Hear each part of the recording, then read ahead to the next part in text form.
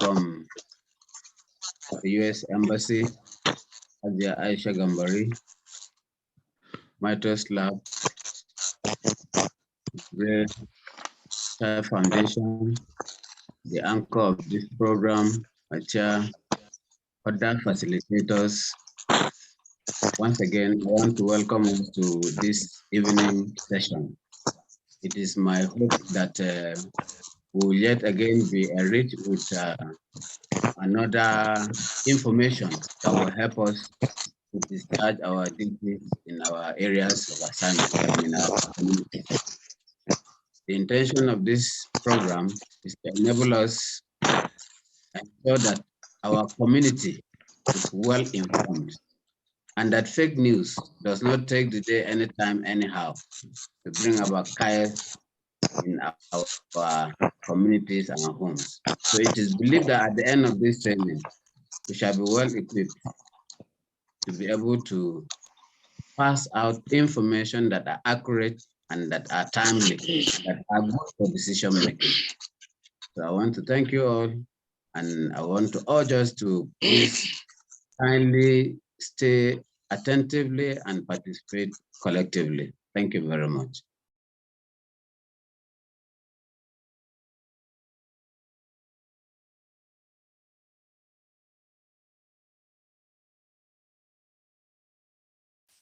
Machama, you are muted. So I cannot hear the house rule. Can you hear me now? Yes, now. Yes, okay. The house rule once again. If you have to speak honestly and professionally, speak orderly, make your opinion known and clear. If you want to move out, take an important excuse before you go and be timely. And finally, you should know that this is a recorded event. So whatever thing we do or say here is taken note and has been recorded. Show your face always so that the camera could be able to capture you. There are pre-training survey that will be sent to you, which you need to fill and submit. Then after the training too, you do a post survey again and submit the same thing. I think for now, this is the important information I need to give before we start proper. So permit me, participants are my co-facilitators, to welcome the State Peace Chair, Mariam Booker, for the first lecture of this evening segment. She is with us. The floor is for now. Machia, sorry. Hajiya Aisha, I have to make a few remarks, please. Okay, good afternoon, everyone. It's nice to be here again. And we'd like to thank the participants for making our time to join this training. And also to Hello? Yes, can you hear me? Yeah, I'm hearing you. I had a low, so I don't know where that is coming from. Okay. My chairman. I think there's a lot of distortion somewhere. I don't know. Yeah, I think so. There is some people's are not omitted phone.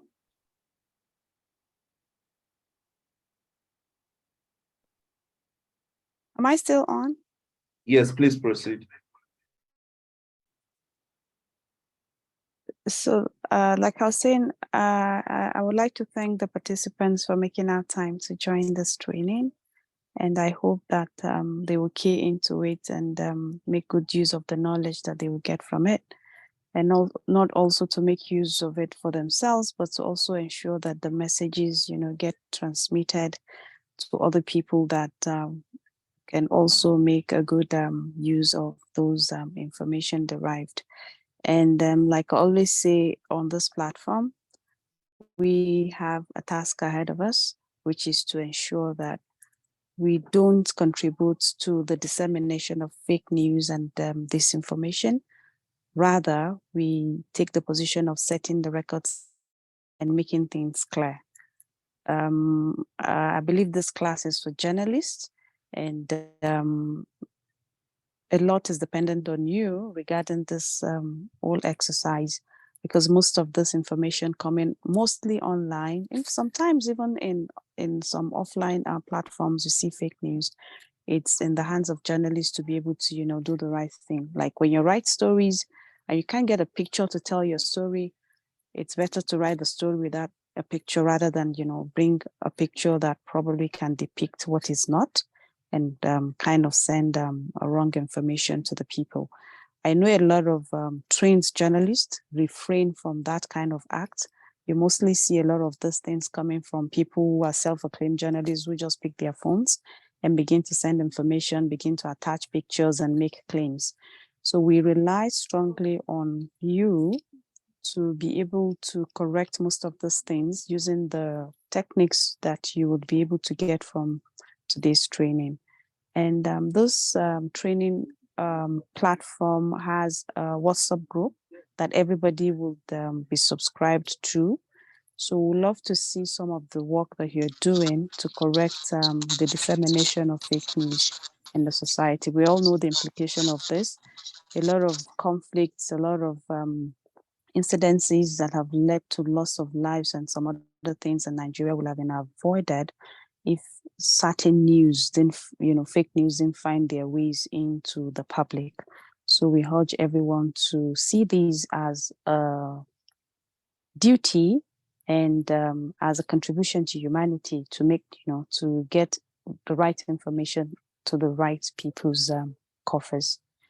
And Mr. Chairman, I'd like to thank you for being up and doing regarding this. Today's sessions were very interesting, and I really appreciate your expertise and leadership and the sacrifice you're offering to make sure that this comes to bear. And Petro, thank you so much for the coordination, despite your very tight morning with the airport issues, the cancellation of flights and all that. You were still trying to make sure that things work and things really kicked off as planned. Thank you so much for that. And to the participants, I'm thanking you once again. This training can only be successful with your support. What if we bring up a training and nobody signs up? Means that we've wasted money. But you know, you signing up shows that you have a lot of interest in what we're doing, and we appreciate the acceptance that we're getting from you. Thank you so much. I wish everyone a very happy deliberation. Thank you. Thank you. Thank you so much. It's okay. My chairman, you're already there.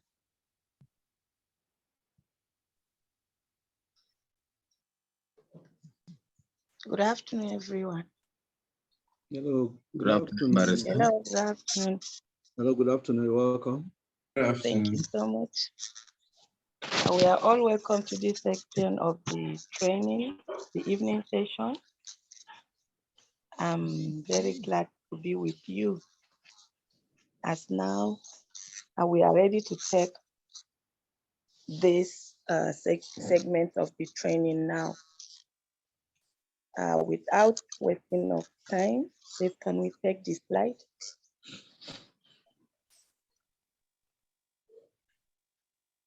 Okay.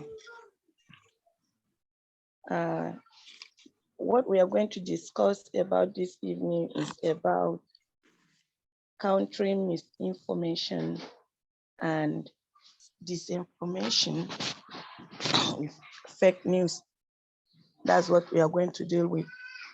And most of us have already had this, though I think, I'm sorry, my chair, are we having the same people that did in the morning, or these are different section of people that we are taking them now?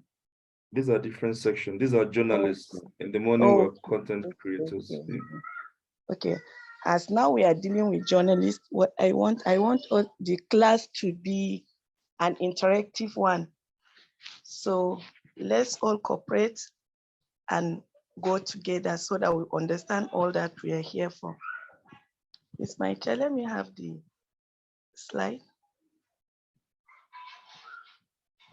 Okay. as we can all see, what is misinformation? As it says, misinformations are information that lead that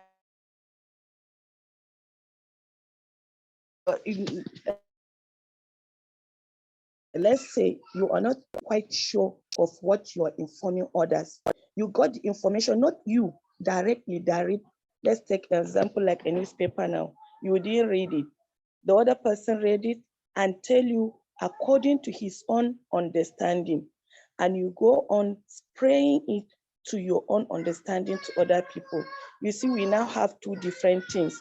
The person that reads the newspaper has his own perception according to what he read. You, now that he told you, you perceive the information according to how he told you. It is now left for the two of you, which one is saying the truth.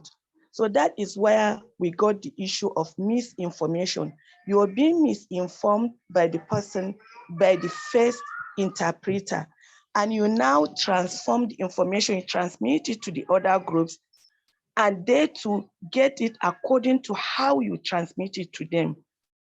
Now, let's go to this narrative. Let's take a very good example of this picture. Please, that tree again. Let's talk on that tree. This is an example of a tree, but it's not a tree. It is a joint head. So can we please know how many heads are there? Hello, can you hear me? Hello? Yes, we can hear you, ma. Yes, we can hear you.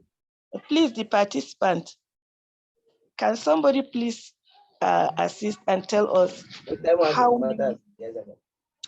It's 7 head, ma. Okay, 7 head, yes. Another one? I'm seeing 6. 6, good. Then another one?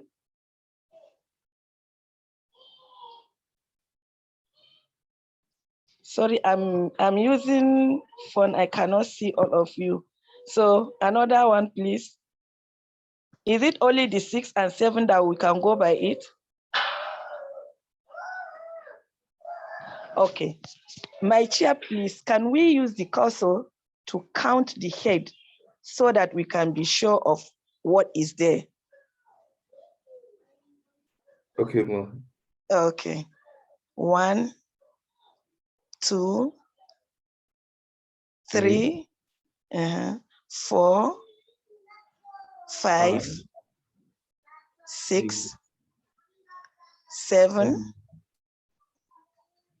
8, 9, 10. Good. So now as we use the cursor and read the what is there, we got a 10 head. The first respondent now responded to us as he got 6 head, while the second one responded as to 6 head. So now the information, the person that read it directly now, as we use the cursor, we now give the exact number of what is there. You act on the information that you see, but it is not verified. While the acted on what he also saw, he read it, he counted, but that is what gave him. He saw 6 head. We are all talking on the same direction, but with a different interpretation. But the actual heads that are there is 6. So this one is also when you pass the information to the society that the heads that are there are 6, this is a misinformation. You didn't got it right. Am I with you? Yeah. We're listening.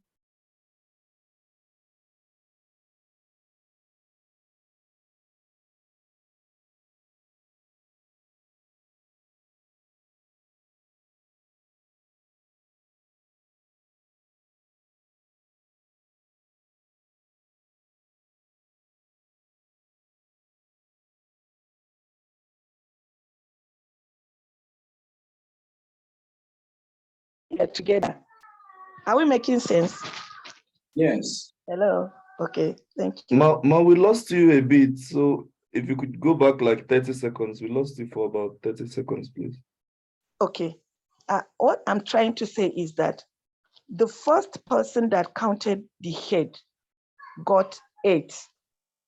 The second person got 6. And we are all talking of the same head. When we use the cursor now as, let's assume this is a newspaper, we are reading it now directly.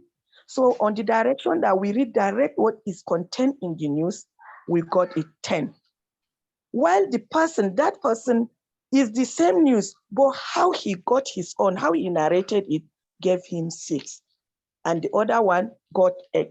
So that is why the information is being missing. It was missed on the road, along the road, the same context, but with different interpretation.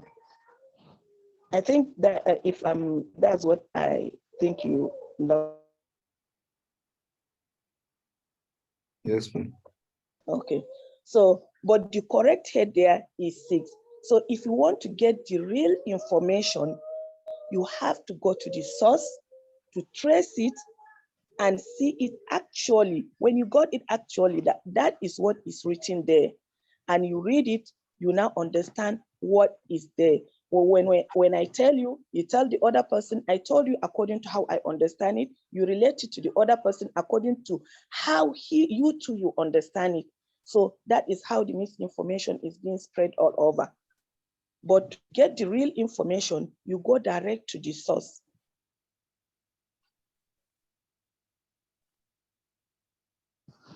Can we go to the next slide?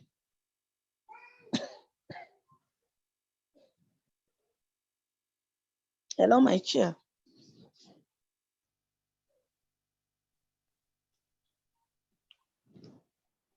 Okay, we are now into the narratives.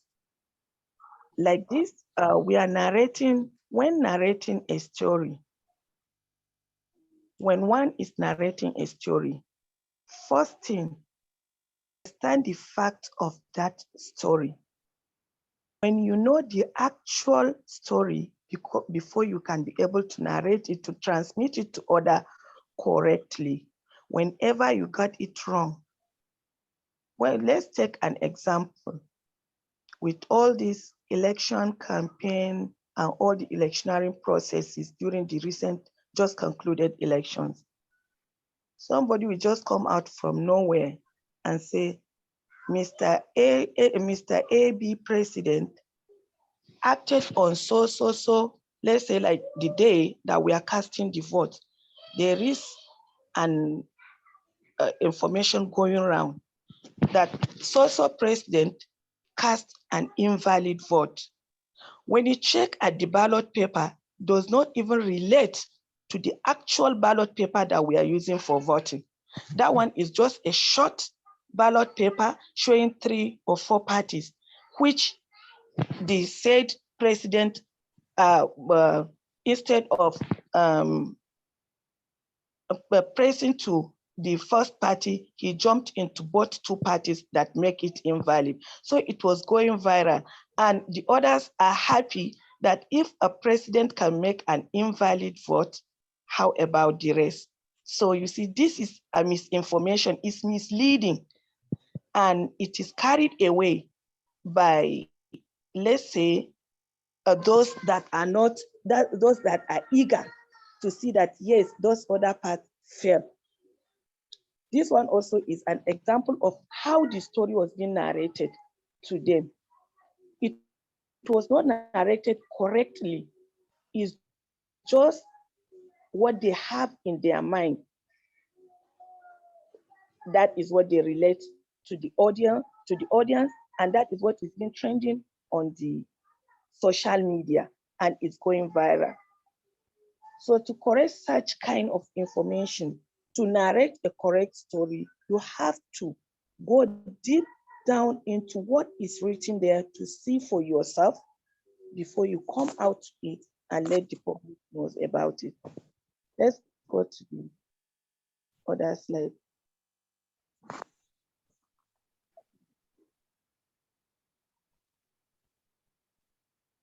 Okay, this is social data. When we are talking about this social, it's the same when you didn't get the information right, like this social data now. When you go to a person Facebook account, you see the person details is there, and most of the likes, let's say someone is advertising something on the social media, you click on like, okay, later on you see on your Instagram or so, you see many likes of those things that you ordered will be sent to you, will be sent to your, as in to show you if you have interest on them. You'll be like, how does this person got to me? It was through your account. They keep on searching. You know, they are eager. They're on the social media is all over. So, and those that are doing the advert, they are there. They see that you like this thing, you send a comment, or sometimes you go further to asking, how much is this? How can I get it? So this is a group of, let's say a group of friends or colleagues or market, let's say social media market platforms that you searched for something, you don't know how it got to them, but it will relate to you later, that you ask for so, this person will, and in the wrong direction, somebody will misinterpret it with a different meaning, not what actually you asked for it. It will go to a different topic instead of what you are there for. Are we together? Yes, we are. Yes, yes, We are together. Yes, Okay. We are with you. Okay, thank you. So please, let's contribute where if the lectures is going out of hand, please let's call attention. Where it is going out of hand, let's call attention so that the house will move together. Are we all together? Yes, one. Yes, we are Are with we you. all moving together? yes, we are. Okay, thank you. Okay, Yes, ma'am. thank you. Okay, okay, we now have on the slide we can see trends, like what is trending. If we can remember vividly, during the coronavirus issue, a lot of talks are trending on the social media.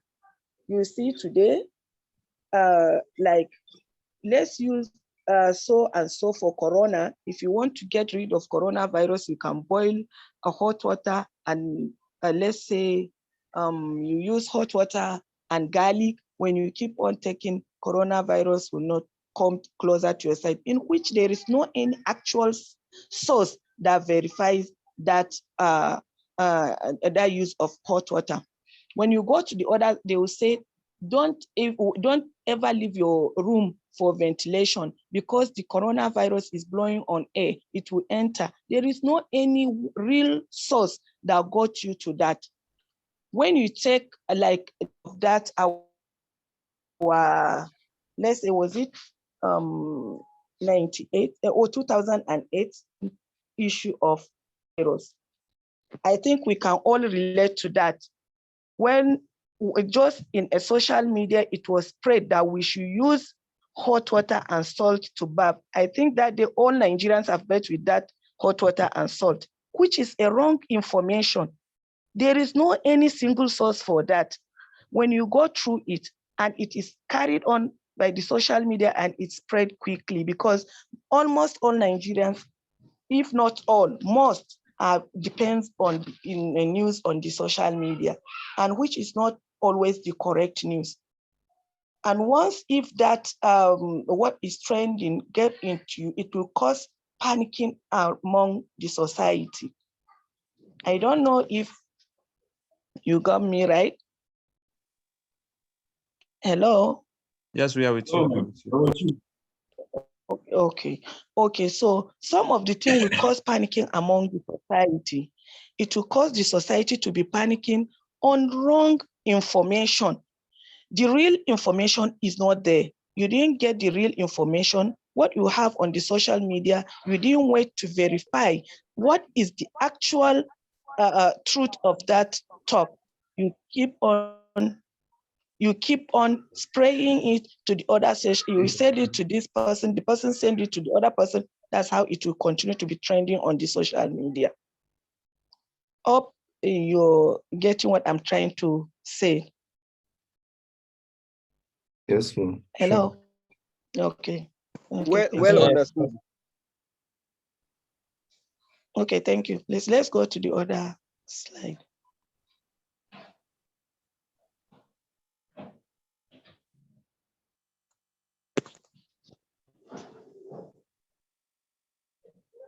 Okay, this is a bot.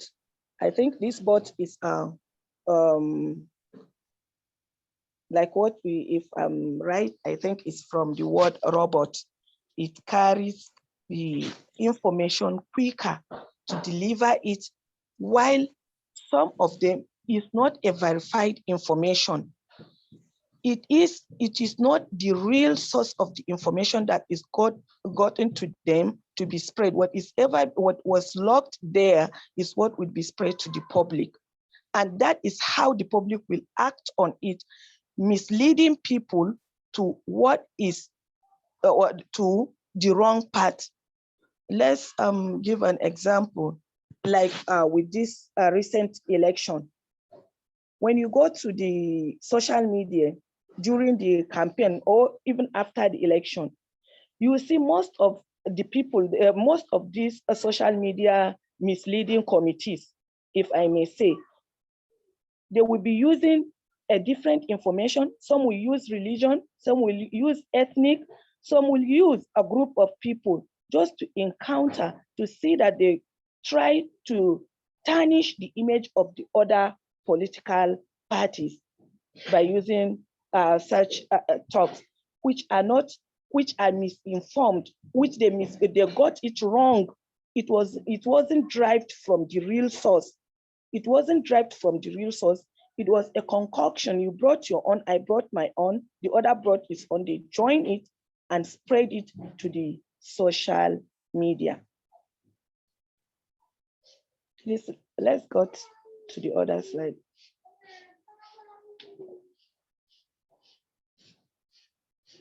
Okay. Why fake news trend? If we can see all in the on the screen, it says, if you don't read the newspapers, you are uninformed. If you read them, you are misinformed. If you didn't read it, you are not informed because you don't know what is actually contained inside that newspaper. What is written there, who wrote it, who published it, you don't know. So you are totally uninformed. So whatever you said, it was a tale of the tales.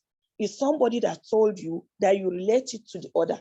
So whatever that person told you, what you relate is what that other person will act on it, and that is what is going to be spread to the society. And that is fake news. It will keep on trending until when it is got to the where it is going to be corrected. Like, okay, we'll get to that. And now, when you go to when you read them, you are misinformed. You are misinformed in the sense that you read it, you explain it according to how you understand it. You read it, this is what you understand about what you read, and that is how the information you are going to pass. For you to know the actual what you read, you have to trace to the source of that story. How accurate is it? Is it the real thing you're passing the information about, or what you just read? You can read 10 times, but it's not necessary for you to understand the actual meaning of what you're reading. So whatever you tell another about what you read, without you understanding the actual content of what is written there, you are being misinformed. You are misinforming the other person, because you yourself, you're being misinformed by what you read, and you misinform the other. And that is what will keep on trending to lead to the other community. Are we together? Yes, sir. Okay. Yes, ma'am. Yes, we are. Information and disinformation. So on the slide, you can see misinformation and disinformation. We have false misinformation, disinformation. So when you whatever the information, whenever you get a misinformation, when you misinformation, you didn't got it right. When you relate it, you disinform that person. The information you're going to relate is a disinformation. So misinformation and disinformation, they are working together, and they will lead to spread of fake news to the society. So for we are still on the same topic. When you got a misinformation and when you join it with the disinformation, it will lead to a false information that is going to be sent to the society out there. And that is what is always on the social media. One should be very careful that whenever you saw an information, like journalists now, what you're reporting, you have to get to the source of that information, find out the accuracy of what happened, get a picture to marry your information with it before you spread it to the society. For that, it will now cancel the idea of that misinformation to lead to the proper information being disseminated to the society. I think you get it. Are we together? Yes, we are. Yes, yeah. That's what I'm trying to say. Please, let's go to the other slide. Oh, 340. Oh my gosh. Let's go to the other slide. We are still saying the same thing. Now to the vulnerability, the vulnerables in the society. When we carry rumors, when the rumors is going on the social media about that misinformation that we need to disseminate in the social media, the rumor will now go around the social media and it will lead to others to get it and start acting on it. And that is what is going on. It will lead, when you spread it as a news, for those to get the actual cause of that rumor, for one to act on it, for the person disseminating the information to make it suitable for understanding of the public. They will get a very sweet caption, like, let's say, they'll get a sweet caption for it to set it at the headline of the news. Like say, they will write it as a breaking news. So whenever you see a breaking news, it attracts the interest of the public to go and see what is there. So you see, the rumor there will mislead. The rumor is carried and spread by the ignorant society, and it is being disseminated through the news channels, and it will mislead the public. Let's go to the other.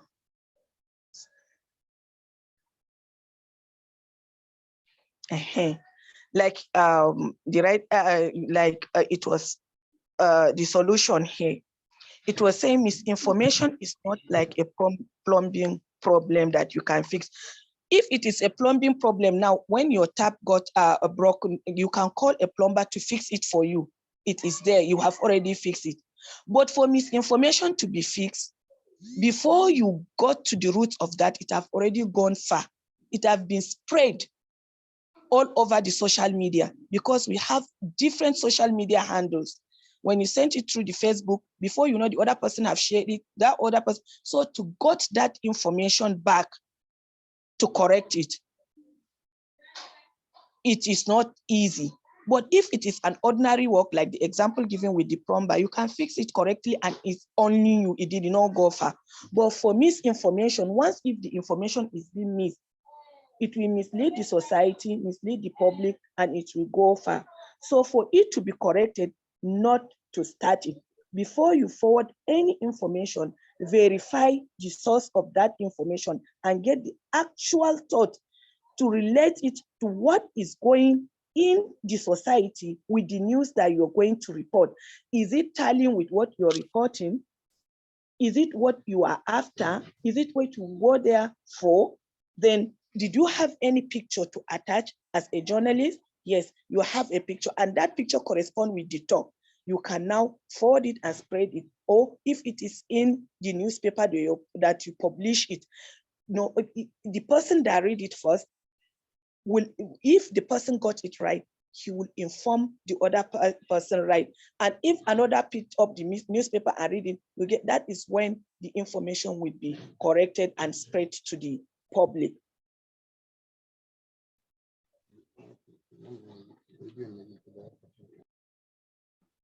Are we there? Yes, ma'am. Okay.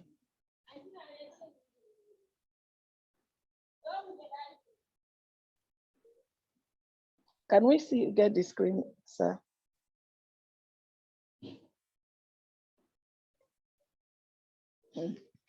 Fake news. We have a lot of fake news trending on platforms. A very good example, you see, like in Borno State, during this issue of Boko Haram insurgency, what happened some years back, let's say in Chad, Niger Republic, or other countries, will be taken and sent to the social media, referring that this is what is happening exactly now in one local government that they know the Boko Haram keep on attacking the local government. It's happening there right now.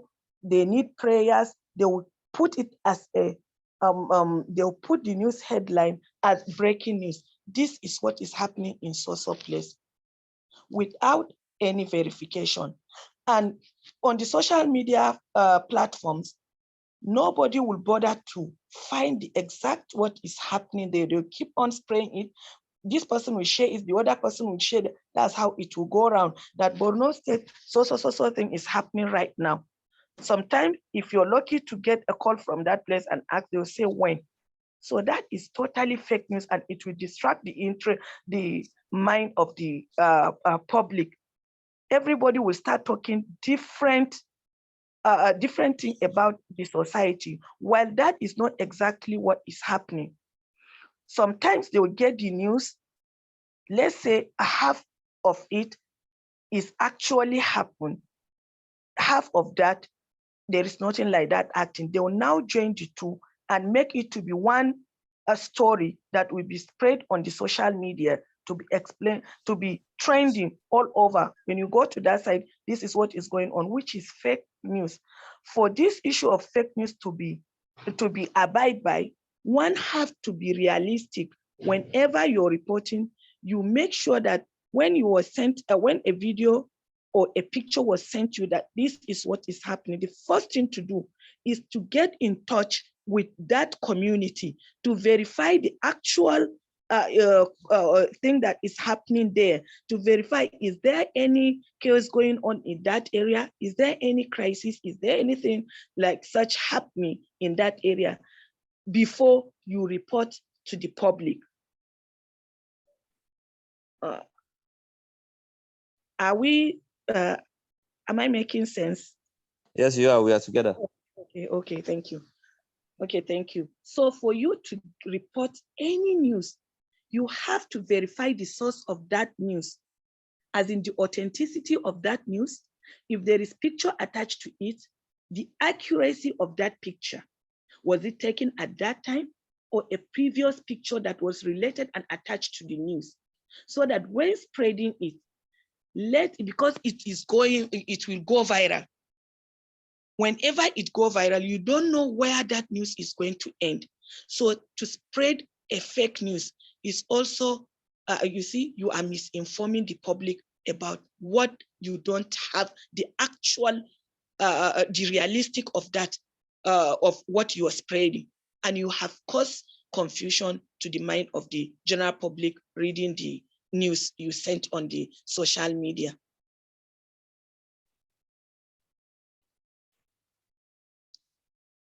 Hello, let's take the other slide.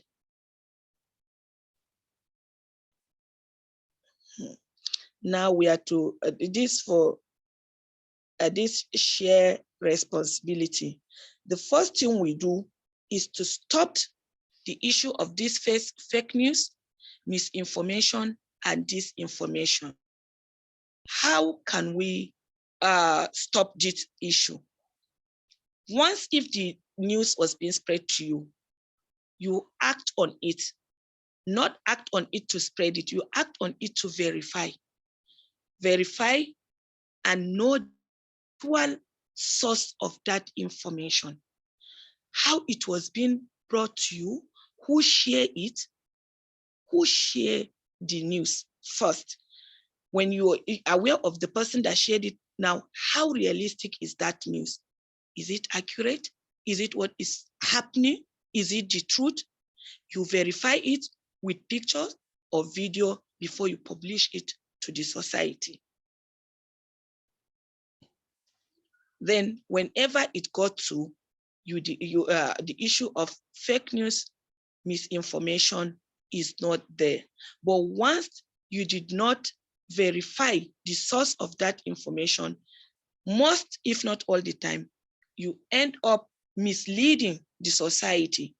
As I rightly said, that most, if not all, we always base on the information that were being spread on the social media, which is not actually the real information. That is not actually the correct information that were being displayed on the social media. So we act on it to stop misinformation, and to stop it is by you, as a journalist, when reporting, get to the source of that news, verify it, attach with the picture, know the accuracy of it after.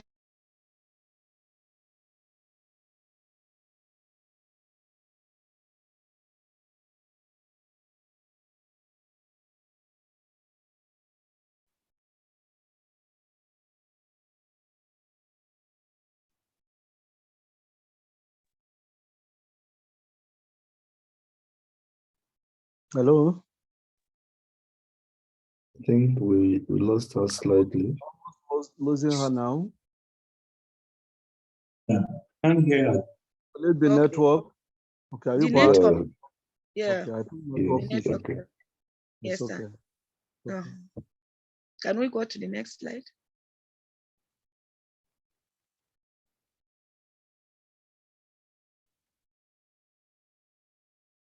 Okay.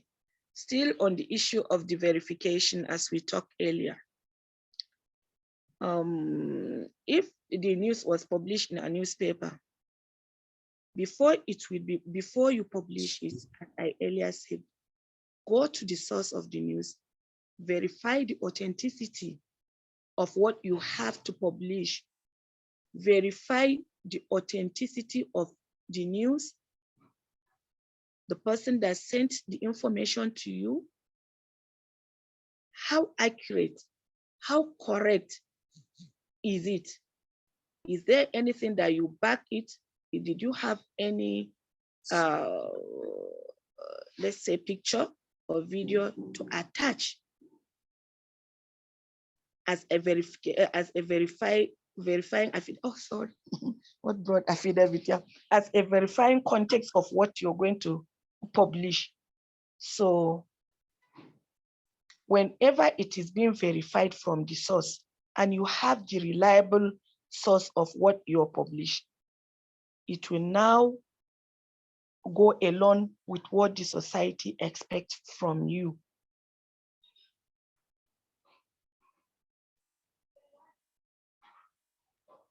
Let's go to the other slide.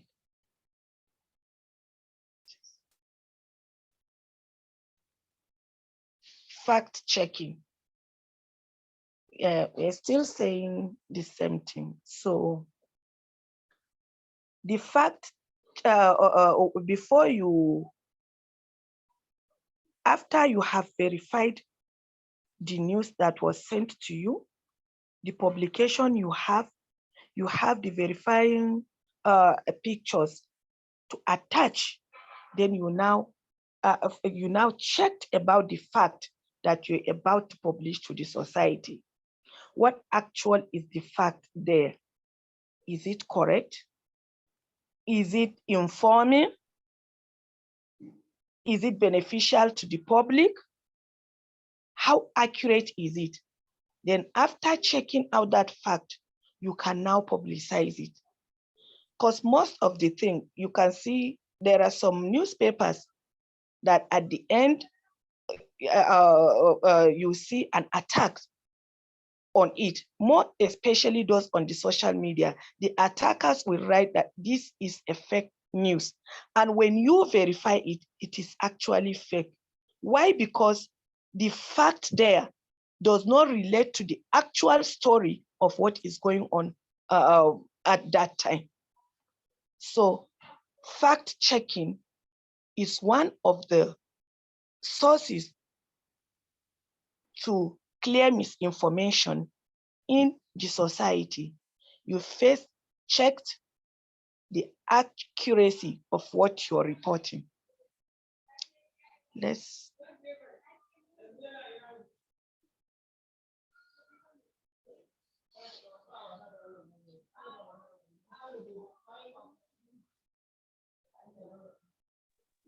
hello, my chair. Mudu Warima, mute your speaker, please. Mute your mic. There's infraction. Okay. When we get the information, once if the information is correct, when we get the information, what we spread is correct, and we harmonize it in one place to make it the news that you're spreading to the society. There is no any mixed up there. So when they got it correctly, that is when the information is going to be spread to the society as accurate as the way it is supposed to be. Yes, if I got it right, can we go to the other? Okay. When you get the information now and you want to be sure of what you're reporting, you now have the information at hand, but you know you don't have any verifying affidavit to attach. Oh, sorry, my people, I'm used to court. When you don't have any verifying picture to attach to it, you can now take that same information and type it to the Google. Google will now search it for you. It's not all the times that we get wrong images from the Google. When you get, if it correspond with the information you're given and the same time, same hour, same minute, same place, then you can upload it and attach it as to verify the information that you're publicizing to the society.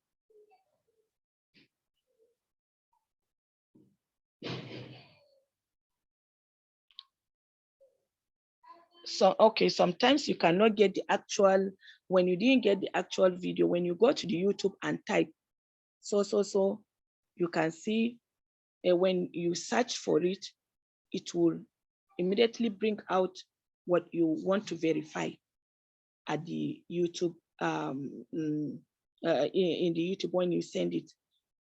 When you typed and you go to the search button and click it, it will search and bring it out to you. When you want the audio, it will display it to you and lead you to what you want. When it is the video will be displayed, and you will verify it, attached to whatever news you have, the accuracy of that. When it is being verified by the video, you can now attach to it and you can make it for public consumption.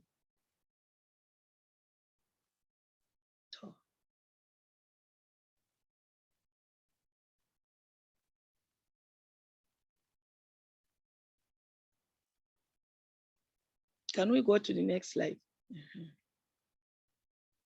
Hello? My chair, it's now time for questions and answers. Ma. You've exhausted the presentation. Ma. She has finished. Yes, What's sir. up with- We still have, Yes. it's okay. Our time is still, this is 58 after 3 by my own time. No. Is it the I'll time let you're you- looking or the paper that has been presented? I'm looking at the time and the paper too. I'm Okay. So correlating. we could take some questions here. Yeah, we'll take some questions so that we can now match it with the time. Yes. Okay. But then can I remember, Barista, that we have a documentary on YouTube from you? Is it available? Sir? The documentary on YouTube. Okay. No, that's for content creators. Because I saw it with our own. Okay, it's okay. Yes, Let's yes. question and answer now.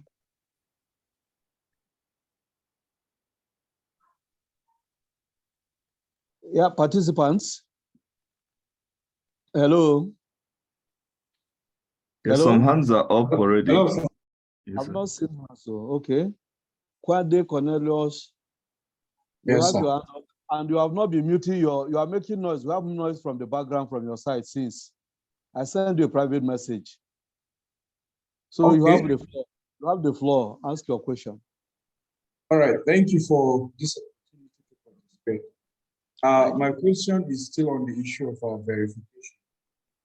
I understand we can use the Google and the YouTube to verify some information. But how about in an instance where, for instance, I'm in Taraba State right now, and then I got an information that something is happening in Adamawa. Is there any particular skill or technique or maybe technology that I can deploy to verify the information so that I get the correct information? Yes, sir. Thank you. Okay. Yes, okay. Is that all? Is that the question? That is his Yes, that's question. the question. Okay. So let's say you said you're based in Adamawa and what is happening in Taraba? You want to verify, is it what you asked? He's Is there based in any- Taraba, and Okay. then something is happening in Adamawa. So how does it get to know the real genuineness of the incident that is taking place in Adamawa? Very Is good. there So yeah. you know, most of let's say when you let's say that information you got as a Tarabian, maybe you get it on the social media. Now you want to verify the authenticity of that issue. Yeah. You see now in Nigeria, almost all the states are on Google Map. When you go to Google, you can send a message to that actual community that what is happening. When you send a message, if there is anything happening at that time, you get a response. Because most, if not all, when you typed a question, if you attach it with a time, it will respond to you at that exact time. Unless if you ask for the whole day. So it might be what you ask in a different locality, might not correspond with what is happening in the other locality. But when you ask with accurate time and make mention of that particular locality, because maybe Taraba will not be inside Taraba. It might be in either in one of the local government also. So when you type the name of the local government, exactly the place that this is what is happening, you can get the actual result. Or in the alternative, most of the states have their state platform on the social media handle. So to get an information, sometimes some of the ideas do give accurate answer to the question you ask when you ask to the social media. Once if it relates to the state and exact local government, not the general state. Like the example I gave the previous time with Borno State, you ask from Mafa, the person in let's say, Goza will be responsible to give you answer no, because what is happening in Mafa will not be the same as what is happening in Goza, and they are all under Borno State. But when you ask, the accuracy is to get to that local government, that what is happening, that where you get the information. Thank you so much. Okay, thank you so much. I think that answered your question. Yes, sir. Yes, sir. Yeah, but feel free to ask questions. We've said it from the beginning. Let us make it more interactive. Let us not just be docile. The more we ask questions, the more clarity, the more understanding will become. The more different will become. Yeah, the more we learn, the more different will become after the training. So please. And if there is none? Can I ask another, please? The same Okay, person? I also saw Yes, a Mohammed raising his hand. I don't. Okay. Yes. Yes. Can I talk? Yeah, you're Yes, free. please. You're free. Okay. My question is, in the beginning of the lectures, you made mention that while writing or trying to disseminate or to give an information to the public, that one should not be using some pictures that might attract the opposite of what actually one is saying. But nowadays, while trying to write and to capture the attention of the public, most of the time, if you write a plain writing without adding breaking news, boom, or so in the social media, people will not usually follow you.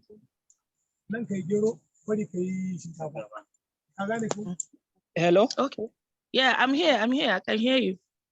So please, can you at least give us an alternative to use instead of what we are doing right now? Because I believe I am part of those people that are.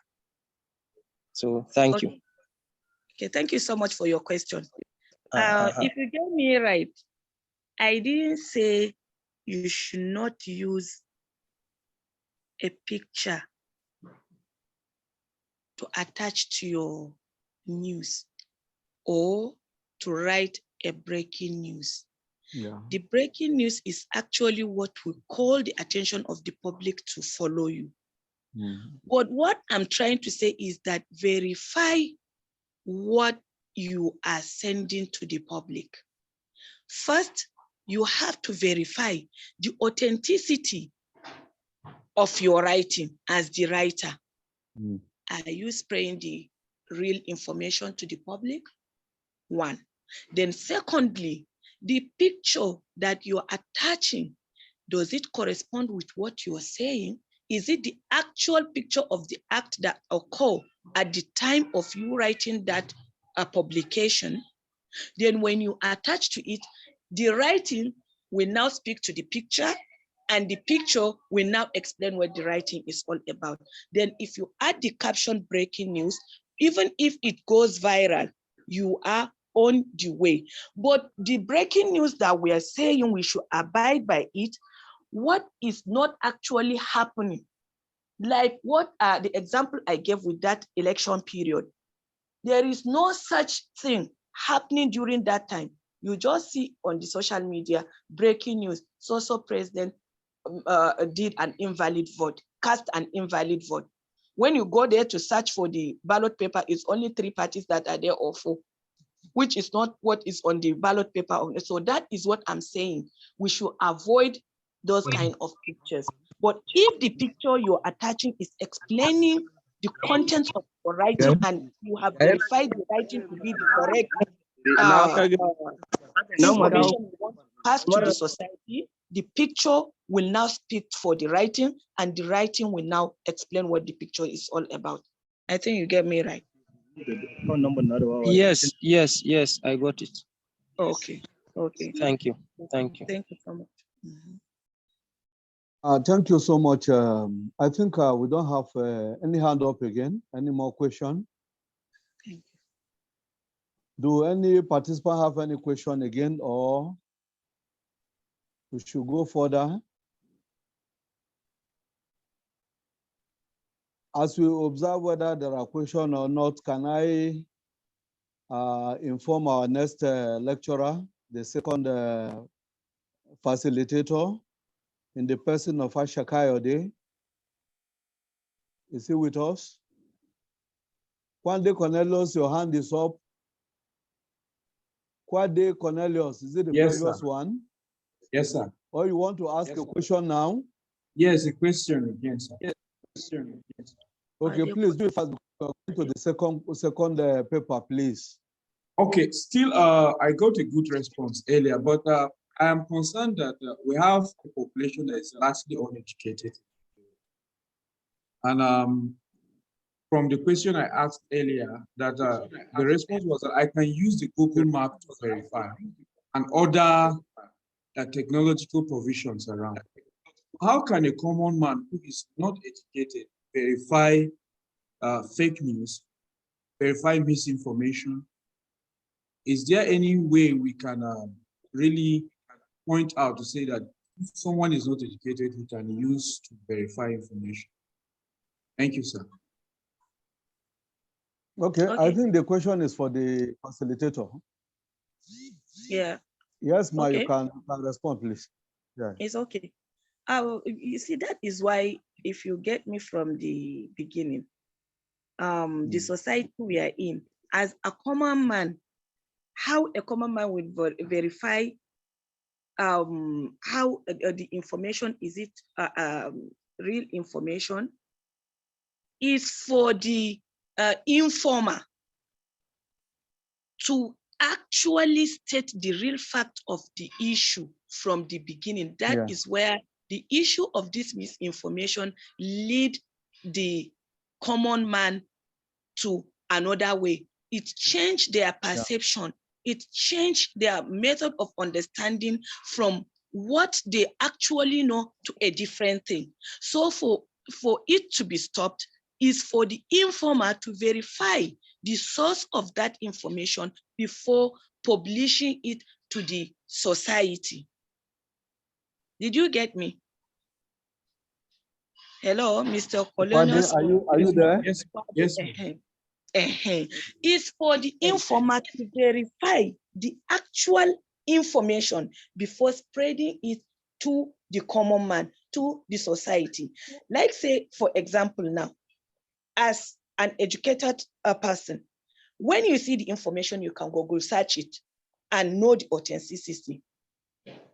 Then you can act on it. But a common man, some of our parents, they don't even know what is Google. They don't know what is Google.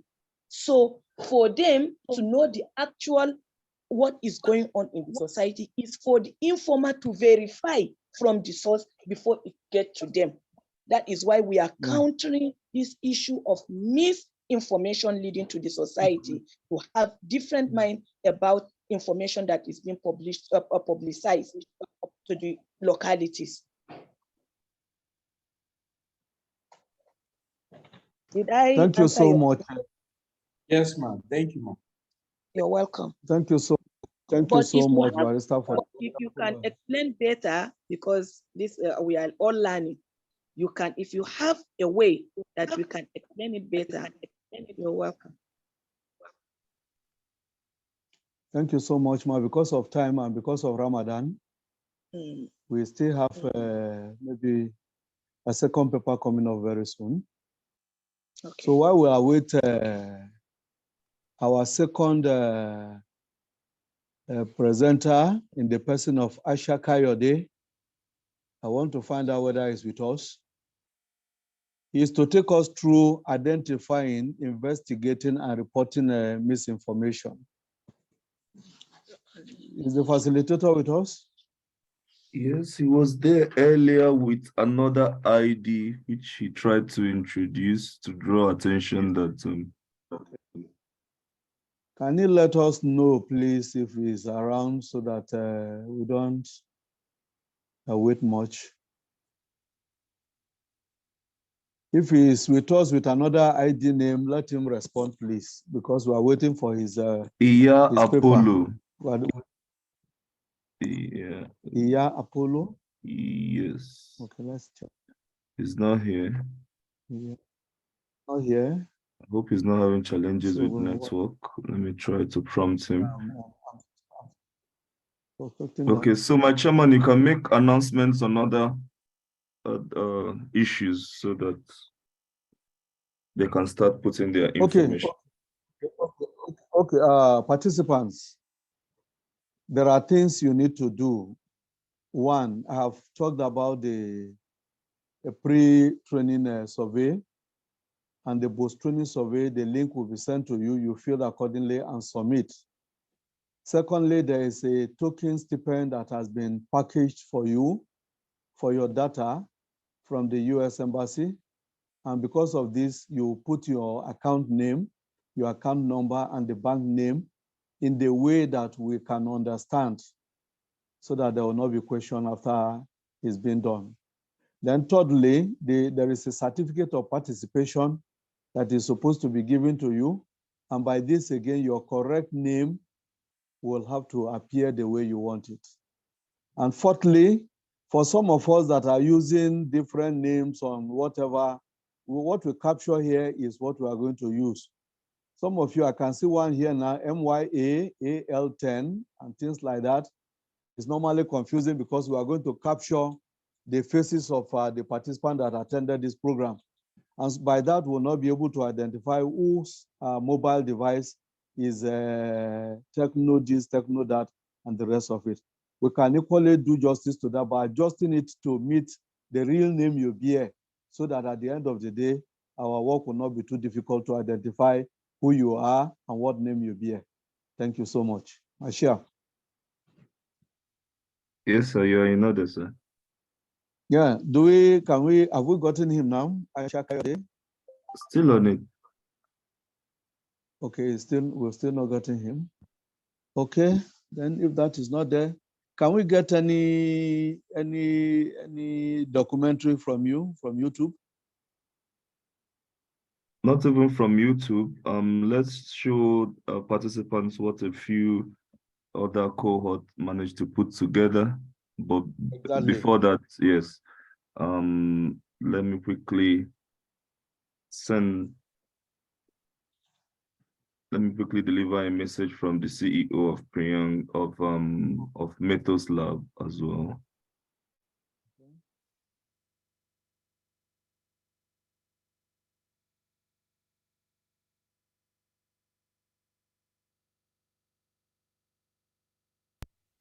Hello, my name is Priyank Mathur. I'm the founder and CEO of Mythos Labs. We are a US-based company that uses media and technology to combat misinformation, disinformation, and online harms all over the world.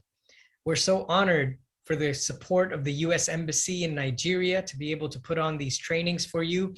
And of course, we're thrilled to be partnering with our local partner organization, Grey Child Foundation, who is led by the very capable Pietro, who I believe is with you today. I'm sorry I couldn't join you live, but I want to thank our training team and most importantly, you, our participants, who have taken time out of your busy schedules to be with us here today.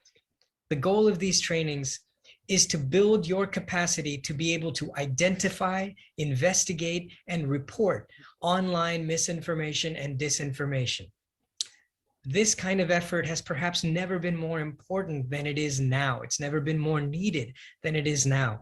In the wake of massive elections across the country, the whole world's eyes are on Nigeria today. And you, journalists, vanguards of the truth, you are at the front lines of this fight against online misinformation and disinformation. The stakes have never been higher. So I hope that you get a lot out of this training, that you find it helpful. Please let us know what you think and what we can do better in the pre and post surveys. And thank you again for taking out your time to be with us here today. Good luck to you all.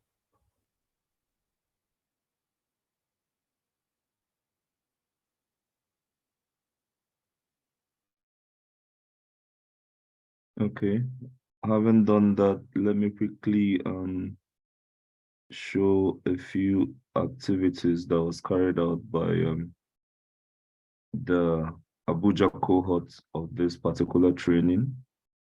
the content creator segment.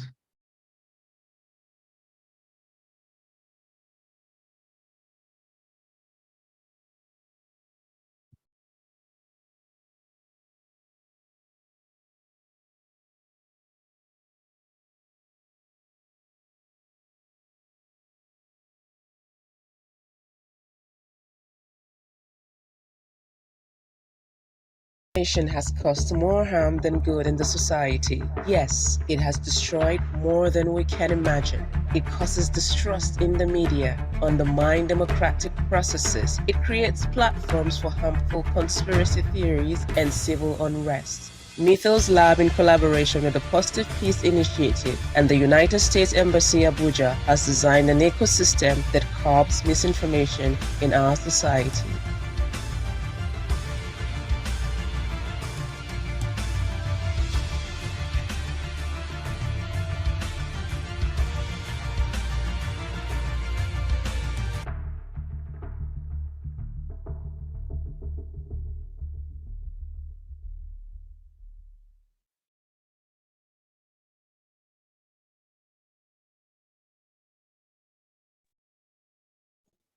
Thank you for those slides.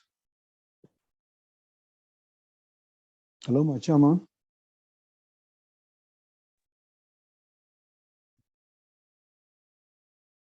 Hello, my chair. Yeah, I just got him on the phone to draw his attention. Okay. Yes. Yeah, I think so. There are a few signals for prayers and okay. Yeah.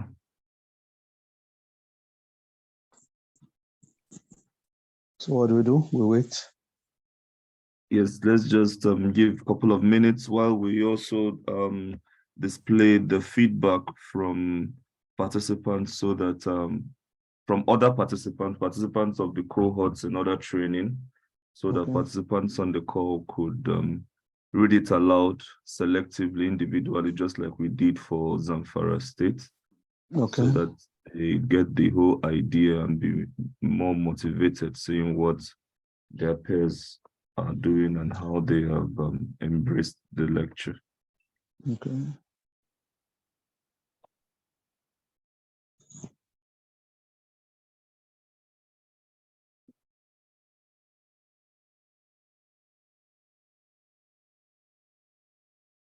Okay, my chairman, you can nominate someone to read that to the House. Okay, okay, let me see. Who can I nominate now? I think my friend here, Ishaku Ajeje.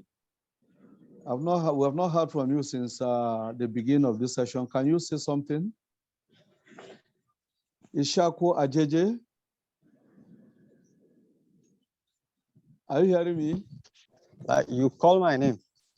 Yes, you see there's a slide there. Go through it and tell us what you understand from there. I've nominated you. Okay. Yeah, go through it. Okay. I should just go through it by reading, sir.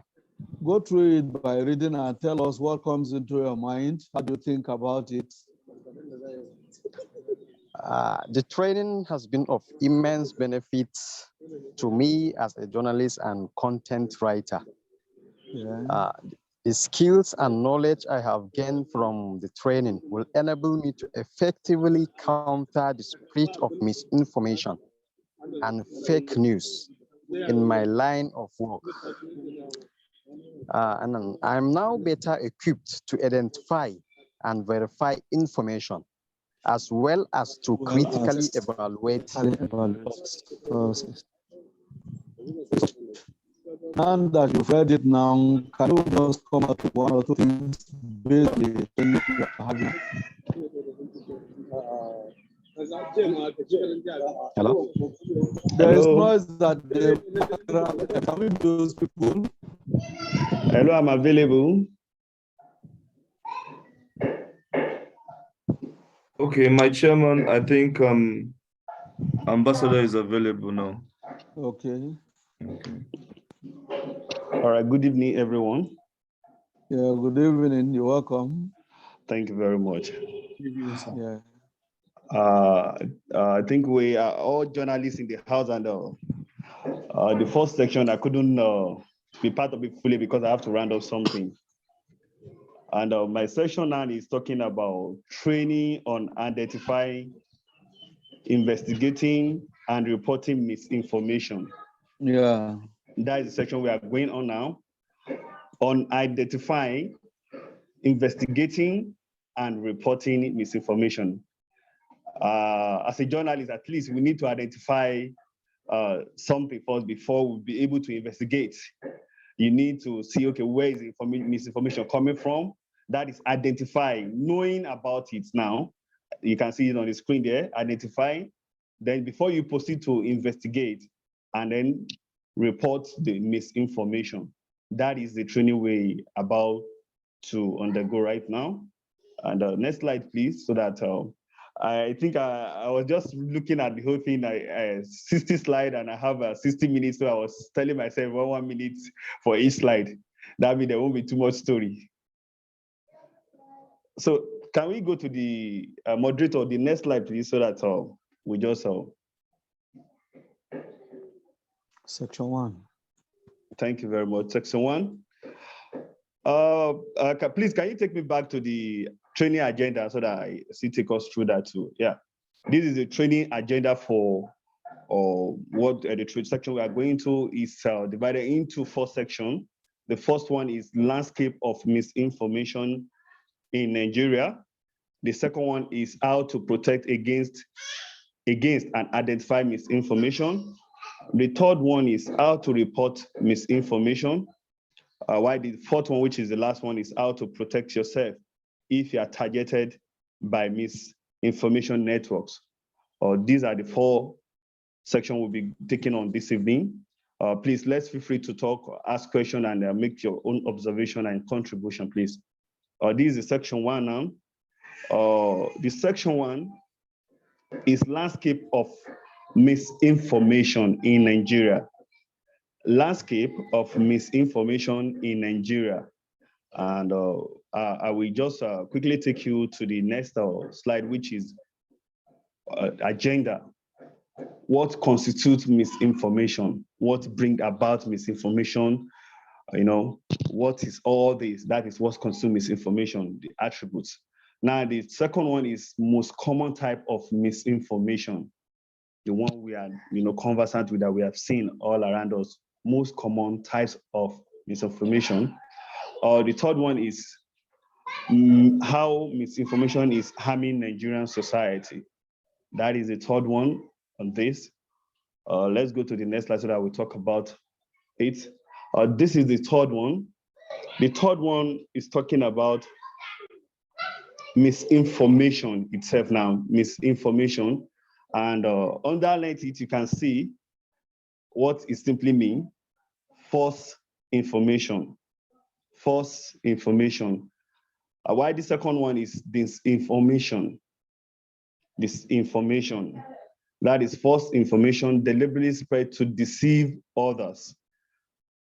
The third one is saying fake news. Fake news, we all know that is the common thing that Nigerians know about fake news. Fake news, the news is not fake, Fake information that imitates news content in form. It happened in this last election. We saw how it played out. The results, unannounced INEC results were just coming up. People were jubilating already. People are creating tension. This is happening here. Just to bring tension to people.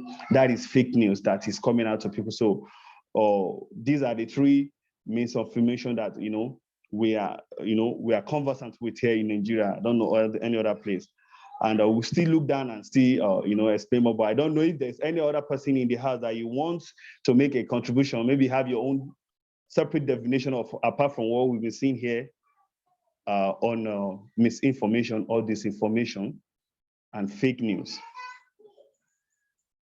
Is there anybody that wants to have any contribution you want to see here before we proceed to the next slide? Okay. Hello? Hello, I can hear you. Okay, can I add to this information? You just feel free. We are all here to learn from one another. Okay, I'm just going to give an example of what happened between yesterday and today. There Okay. was an information from National Population Commission that it Okay. has been postponed, the training of supervisors and enumeration. And Okay. unfortunately, also with the heading of the everything that resemble as if it comes from the commission itself. Yes, And unfortunately, it was fake. it was fake. So, yes, thank you very much. Thank you. That is a perfect example of, when you create information to deceive others, like what you're saying, other people that might not go deeply to know that it is actually disinformation will have taken it that it is a real information. So that is what we are talking about here. So please, the next slide, please. Yeah, we can see a typical example here of misinformation here. That is our president here. The headline of the news saying Nigerian President Muhammad Buhari dies in London. We know some years back the story, the rumor, our president is no more. It was everywhere. That is misinformation because this information are not checkmate. They are not real. They have not been confirmed. It's just misinformation. That means Nigeria was misinformed at that moment. They said he died in London. This is not that. This is Nigeria. So we in Nigeria were misinformed. That is a typical example of it. Going to the second one, disinformation. This is our own former president, Obasanjo. The news was there that Obasanjo stormed INEC Coalition Center in Abuja with the result of all 36 states and FCT. INEC chairman was shocked. Why, if you check the picture, it was not, it was not what it is. It is just a picture of an event that happened, but that is not exact thing that happened. So at times, people put up this kind of pictorial evidence to cover up misinformation, to make it look as if it's actually the information, but they are actually misleading others. That is why you have to go deep to know that this information are actually genuine and are real. Or the third one, which is fake news, a Nigerian governor sacked over dancing. When I saw this, I was just laughing. How will the governor be sacked over dancing, But some people that are not well informed, we start spreading the news, the fake news, a governor was sacked because he was dancing. Oh, this, it's common here. So these are ways that misinformation is spreading, and why we are here today to learn how to curb it and to report it to appropriate way and how to checkmate them. Please, next slide, see. Is there any, please, before we move to the next slide, did you have any contribution on that? Does anybody have any contribution? We're all clear? Thank you very much. Now, the next slide is saying misinformation in Nigeria. Nigerian is seeing a rapid rise in the spread of harmful narrative. We are seeing it on daily basis. We are seeing it on daily basis. Like just the example somebody just gave yesterday, just now, about the ADOXA for census. It's guys are coming up with series of news platforms to create misinformation to people. Number one, you can see the bullet point there. It said the recent election saw a surge in political false narrative targeting various audiences across the country. We can see during this last election how people are misinformed. People are saying, even especially in Lagos, you can take, for example, in Lagos, that the Igbos are the one doing this, this one is the one doing that. Other part of the country too, they are putting religious too. This is why we all need to learn very well and know how to handle this misinformation properly in Nigeria, because it's alarming and it's becoming so real and it's creating tension in the nation. The third one is the second bullet there is the COVID-19 pandemic in 2022 was accompanied by a surge in health-related misinformation and fake news. I remember then the NSCD, they will be bringing some figure, and you also will be seeing some unconfirmed figure coming from the local people. Oh, somebody just slammed so person, so number, so increase place. So sometimes we have to tune into our television to know the authentic numbers of the casualty are there, and the people that have been taken to the COVID-19 center then. So the third one is the spread of online misinformation in Nigeria. So that is serious to social cohesion, public health, and human security. You all will believe me that somebody can be here in Adamawa and creating tension in Lagos just with the social media news that they have, that something is happening, and misinforming somebody that is in Lagos about something that is not even happening in Yola, that social thing is happening, and before you know it, they will put it on social media and cause confusion. So we all need to pay more attention to this. So please, next slide, please. Yeah, these are the old enemies. The old enemies, like what I just said now. Those times there's nothing like social media. There's nothing like verification. Now, this after misinformation has gone across to people, and the people have been misinformed, disinformation is there too. You see riot, chaos, and it can spread to become war. This leads to war, and you can see the picture here. It's just a war. Those days, there's no way. It's just that people will say to the other place, so thing is happening, and before you know, we know go give, we know everybody started, from the picture here, it's a picture of war, and that is the olden way. Let's move to the new time now. This is the new battlefield, the era that which we are now. We are all in this era now.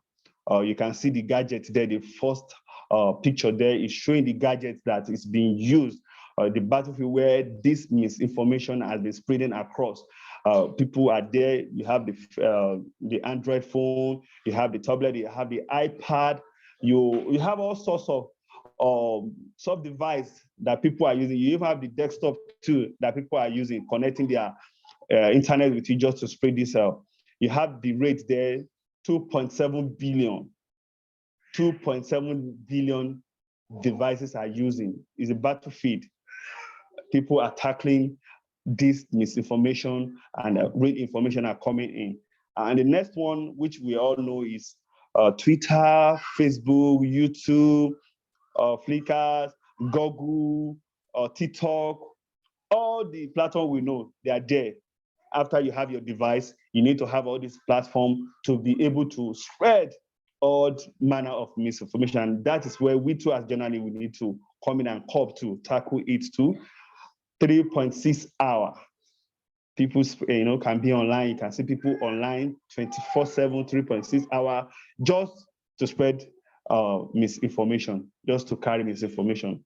So these are platforms that the new battlefield, the era that we are now, and this is why this is coming on board, so that we can tackle it. This is our own era. We all have Android, at least this fora we are now, it be with Android. Some of us are on laptop watching. So the next slide, please.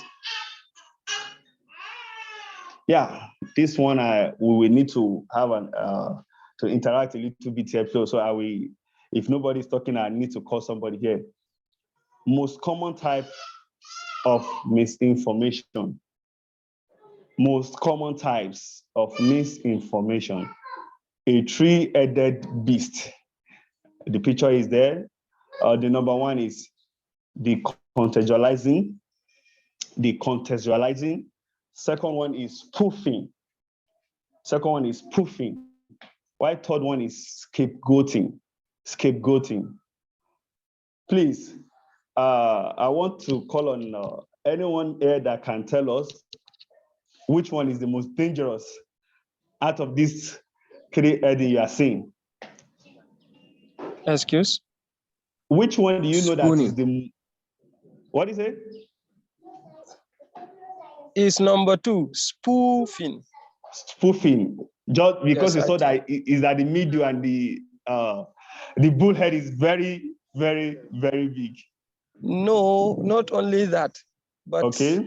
The reason why I said it is because, for example, if you go to like Facebook now, you will see a lot of fake news groups. Okay. A person sometimes cannot verify, cannot differentiate between a verified handle of news outlets and those that are not verified. Okay. Sometimes you will see a person will read a news and he will come out and say genuinely that he believes is BBC Hausa that wrote it. See tambarin BBC at the top of it. And many examples like that. Thank you That is very why I much. think, yes. Thank you very much. I think we will get there, and that is why this training is very necessary, so that all of us will be able to handle them and know how to, understand and identify when misinformation is on our door and how to report them. Please, can we go to the next slide?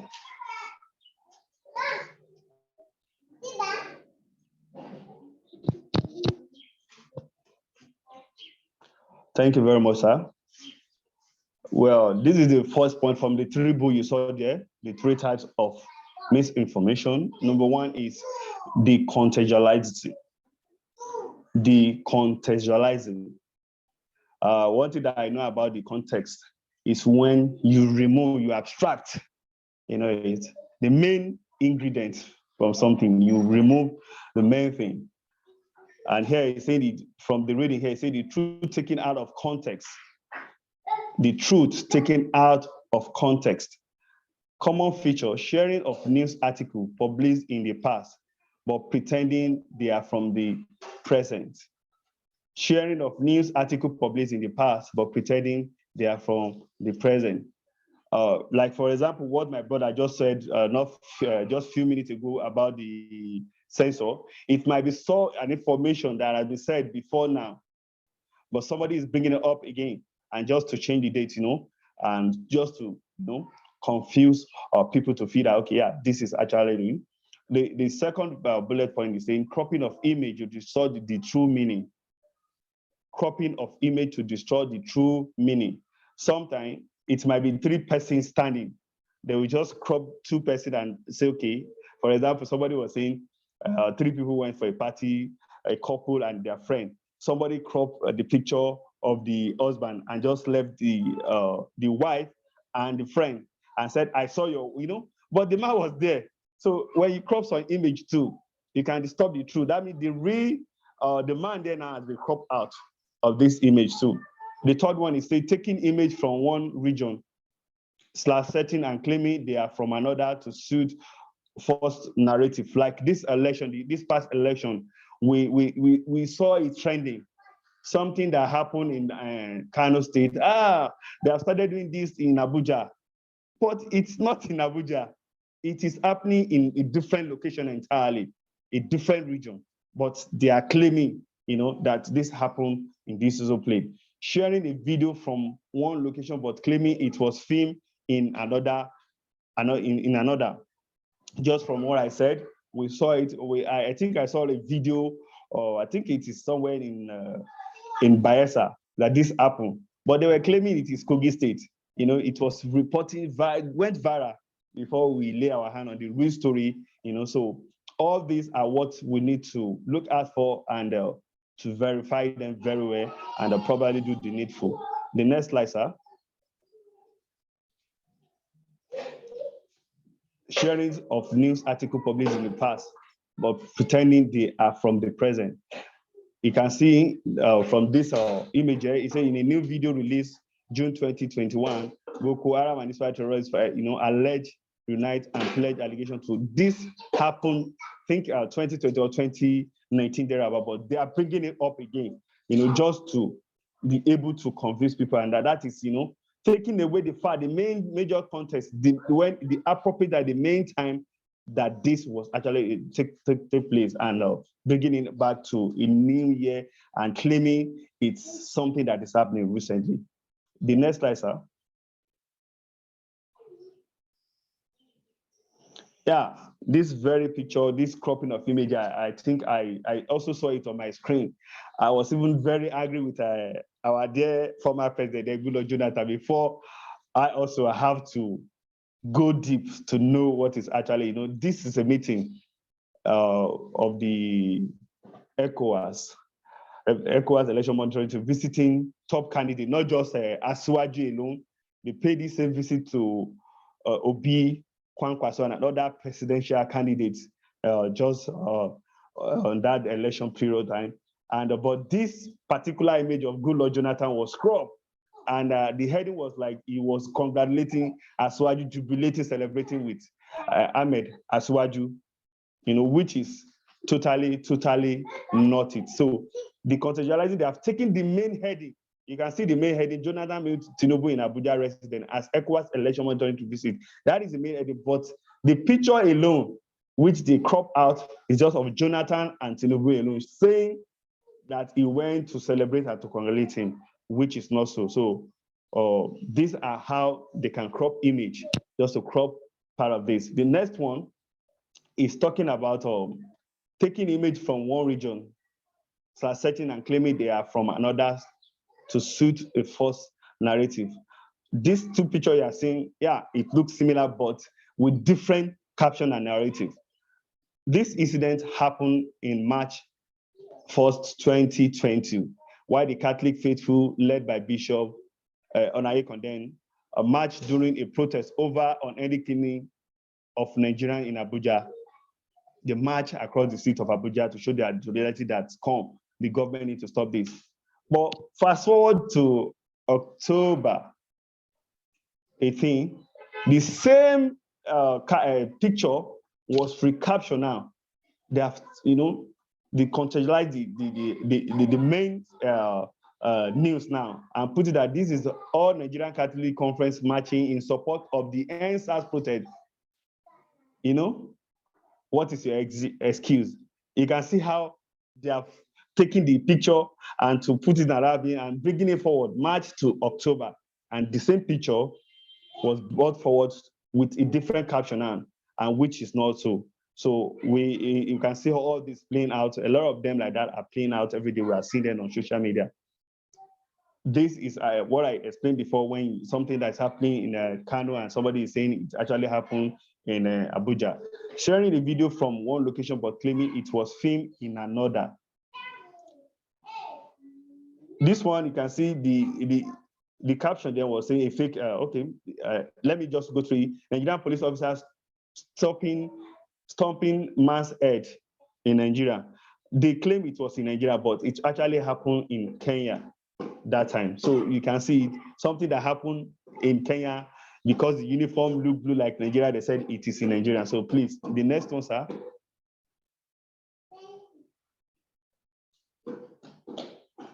Yeah, like my brother that talked about spoofing. Spoofing, yeah, it is very common. Imitates the look and feel of reliable news source. Common features. Use of name and logos designed to be similar to reliable news and source. Just like you mentioned, the person will come out and say the news and put it BBC, Hausa version, or so. We don't need to mention it, but you see all these things. They will make you feel that it's real because you will see there the name of the media outfit that we all know will be there. And you feel like, wow, but this news to be like this is actually from a genuine source. Use of word like breaking news, just to get our attention. Sometimes it happens even on our social media. You see breaking news, so that will captivate our attention in headline, just to draw attention. Is there already? The next one is an article layer that look like reliable news source. The way they will lay, the way they will put it, you will think that yes, this is actually a real news and it must be so. So these are spoofing. And we are seeing it every day. We are used to it, we are seeing it, and some of us don't believe it, some of us, we know that this is not real. But we need all to learn this so that we'll be able to tackle this when it comes out.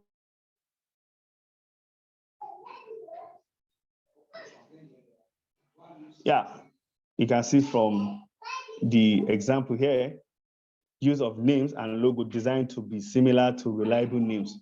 You can see from here, 24, News 24, UK Prime Minister reacts heavily alleged rigging by INEC call for cancellation.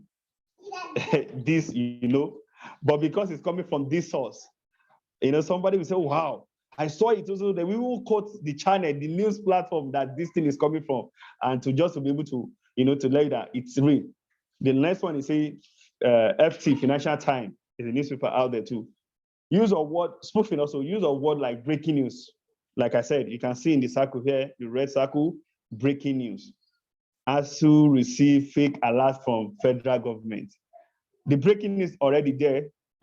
We make everybody that it is happening right now and it is genuine. When some people see that breaking, they think that, wow, the news is just happening, and they don't want to even confirm. They don't want to investigate it. They just believe that, yeah, it is happening. And some of them will start rebroadcasting it too, use of word like breaking. Thank you. The next one.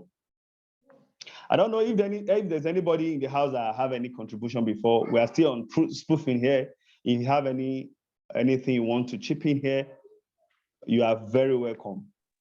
It's an open space for all of us so that we can learn. I'm learning too. We're all learning. You can see from here, Big Gates reportedly offer. Okay, thank you. Thank you, please. I need this. Big Gates reportedly offer a $10 million bribe to use Nigerian children in coronavirus vaccine experiment. This subheading, this article, this outlining, will make some people want to believe that, wow, it is actually real. British citizen found a loophole to get the new iPhone 6 for only £1. You can see the circle there, BBC News. That is it. It's still there. The next one, sir. Scapegoating.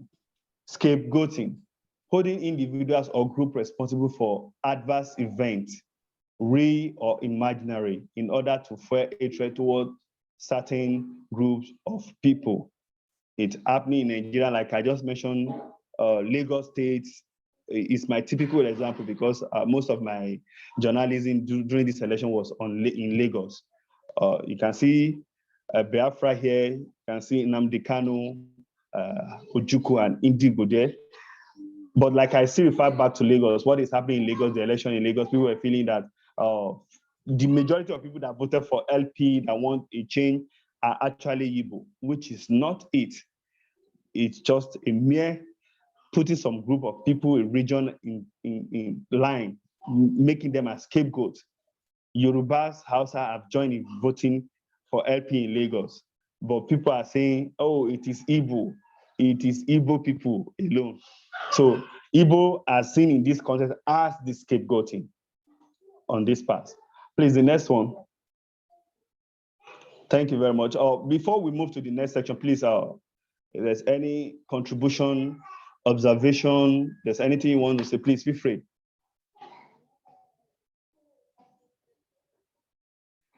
Do you have anybody to, anything you want to contribute?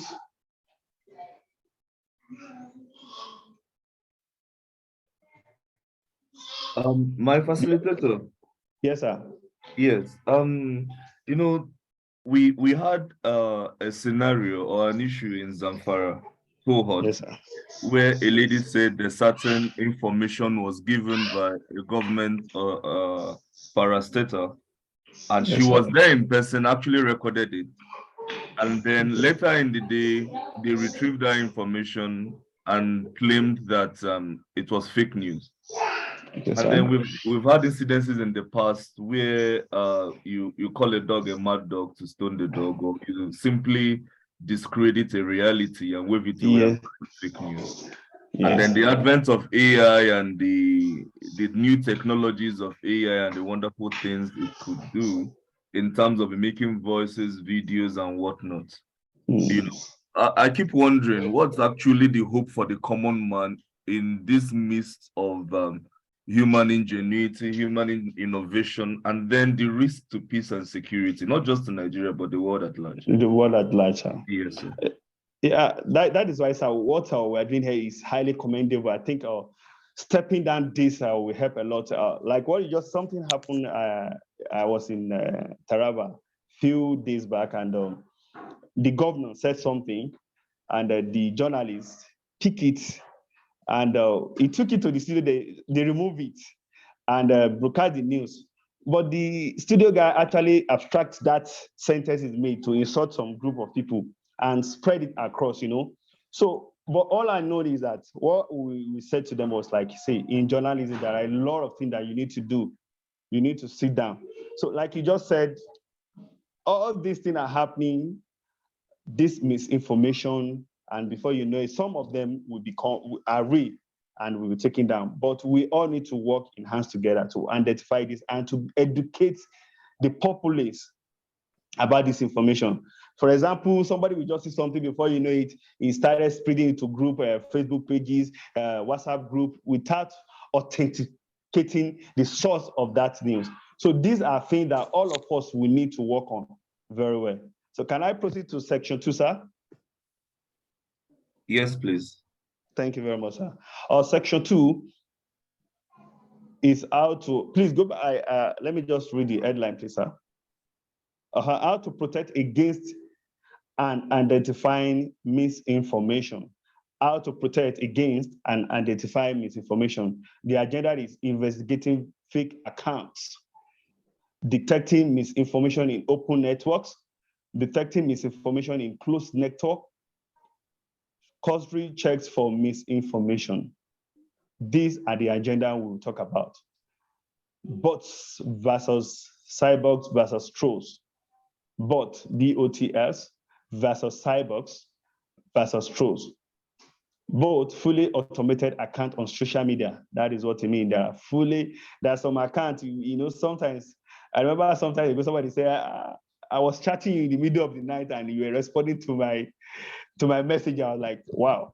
I slept 9 p.m. He said, no, he was chatting me around 1 a.m. I said, well, I don't know what happened. So there are some accounts, I can't say my own account is being put to, I don't know what happened. But there are some accounts that you feel, okay, it's actually somebody that is operating, somebody, they are set in an automatic way to respond to you. Like WhatsApp, there are some business WhatsApp that when you send message, no matter what the time, it will give you a response, automatic. Welcome to our business page, so time. Anyway, we can help you, please feel free. Those are fully automated on social media, but there are some accounts that are set on that alone. Second one is cyborg, human control account that use both technology to tweet faster and more often. Human control account that use both. This one is being operated about the tools, the bots they are using to operate it faster, so that human being cannot be typing faster, but there are technology, there are ways that they are using so that they can be chatting with hundreds, thousands of people at the same time and giving them response. So troll is human operated account spreading propaganda or harassing a targeted group. Like I just said, some people will just get some fake news and before you know it, they started spreading it. Now, some group of persons too can just be on this line. The next one is red flag for identifying both cyborg then stroke. Common feature, lack of profile picture. Me, I check vividly. When anybody send me friend request on Facebook or wherever you send me from, I click your picture to check the picture. The moment I saw you with just one or two picture, I know that you are not real. I know you are not real. The next thing you see me is I just delete. Hello? Hello? Hello? We can hear you. Yes, Hello? we are with you. We are hearing you. We're with you, sir. No, I was hearing an underground voice. So somebody want to make an observation. That's why I was saying hello. No. So the second one is mostly retweets, very few original tweets. When you see things that are retweets that are not just from the main source, that are not the original thing, they are not the real author of it, you need to know that these are not real. Online bot detection tools. There are tools that that you'll be able to know that these are not genuine and this is not a very genuine account that you need to know. Auto-generated username. Sometimes you can just put some name, and it give you, like sometimes when you want to register your email too, it give you some name suggestion and other thing when you're typing thing, it give you some, online name. Like when you are looking for some LinkedIn too, auto-generating username can be there too, and they will just look at, okay, what name? Mr. So person is a footballer. I want to be good. Let me use that the most popular footballer that people connect with, and it will give you the name and you put it there just to create a fake account. So these are red flags. When you see all this, you take note and verify them very well. Red flag for identify both. Common feature, aggressive nationalist language in profile description. overly patriotic symbols and pictures. You can see here, Arewa, you can see what they are using there.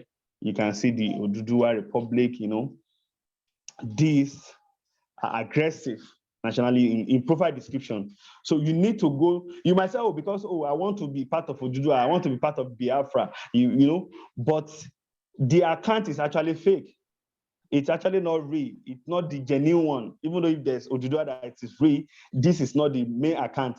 It is just a fake account that you need to. So when you check the image, the profile picture and other picture there, the formation that you'll be able to identify that with these are actually not a page to go about. These are actually fake page. And some of them too are actually terrorist motivated too. So you need to know about that.